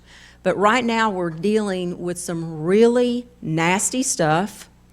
The meth, the old shake and bake meth, was a different meth than the meth today that is all of these chemical configurations, real live Breaking Bad that is creating absolutely psychotic events. We're looking at marijuana laced with fentanyl. We're looking at heroin where, you know, I want to say the good old days of black tar heroin. Now we have heroin laced with fentanyl. We have individuals with opiate addiction, and I want people to understand as well, and I know many of you know this isn't, when you become hooked on these meds, then it is not a choice any longer. Your body absolutely says, I have to have this to live. And so we've got a lot of work to do on this, and I would love for you all, let's just start working together on this from a community standpoint. I mean, we can't go on like this. And for every fatal overdose, when you're looking at this many people that we're resuscitating or that are getting into rehab, 13-year-old boy the other day, 17-year-old in the parking lot at the high school, 18-year-old male, 17-year-old female, and then it goes up, 40s and 50s. I mean, those are the rare, but those are our youth as well. And so, I mean, we're going to have to really kick it into gear to address what is happening right now. And a lot of it is just this explosion in these chemicals, and you can order pill presses online. I've got a call with a dad who his son had back surgery a year ago, got hooked on the pills. We've cracked down on the prescriptions, And so he's hooked on them. He buys some pills that he thinks are opioids, and they are fentanyl. And I could go on, but I know this is a good body that cares about the community, and let's just start working on some ideas, really how we can dig in, maybe promote. I mean, I know it sounds hokey, but insurance used to pay for holistic approach to pain and health care. Maybe some of it just starts right here in Anderson County, where we put together a package of proposals, multifaceted, and we become a light in the state for this issue. Thank you, Mr. Chairman. Just real quick, we'll go ahead and put this on operations for next month. So we can do an in-depth study, give us 30 days to get it done, and we'll see what we can do. But thank you, Mayor. Commissioner Wondell. Thank you, Mr. Chairman. Mayor, I appreciate you bringing this to our attention. I would like to see us do something, and maybe at the operations, we can look at a task force headed up by the mayor, but I'd like to see something done. You know, we were making a lot of strides with ASAP many years ago, and it seems like it, for whatever reason, not as effective as it once was, but I know it made an impact in the schools when they were really guns a-blazing. Maybe we need to help them more, I don't know, but I appreciate it, Mayor, because there is a definite need for that. And I think if our youth see that we take a leadership role, they'll follow behind us. Thank you. Any other new business? Any old business? All right. Adjourned.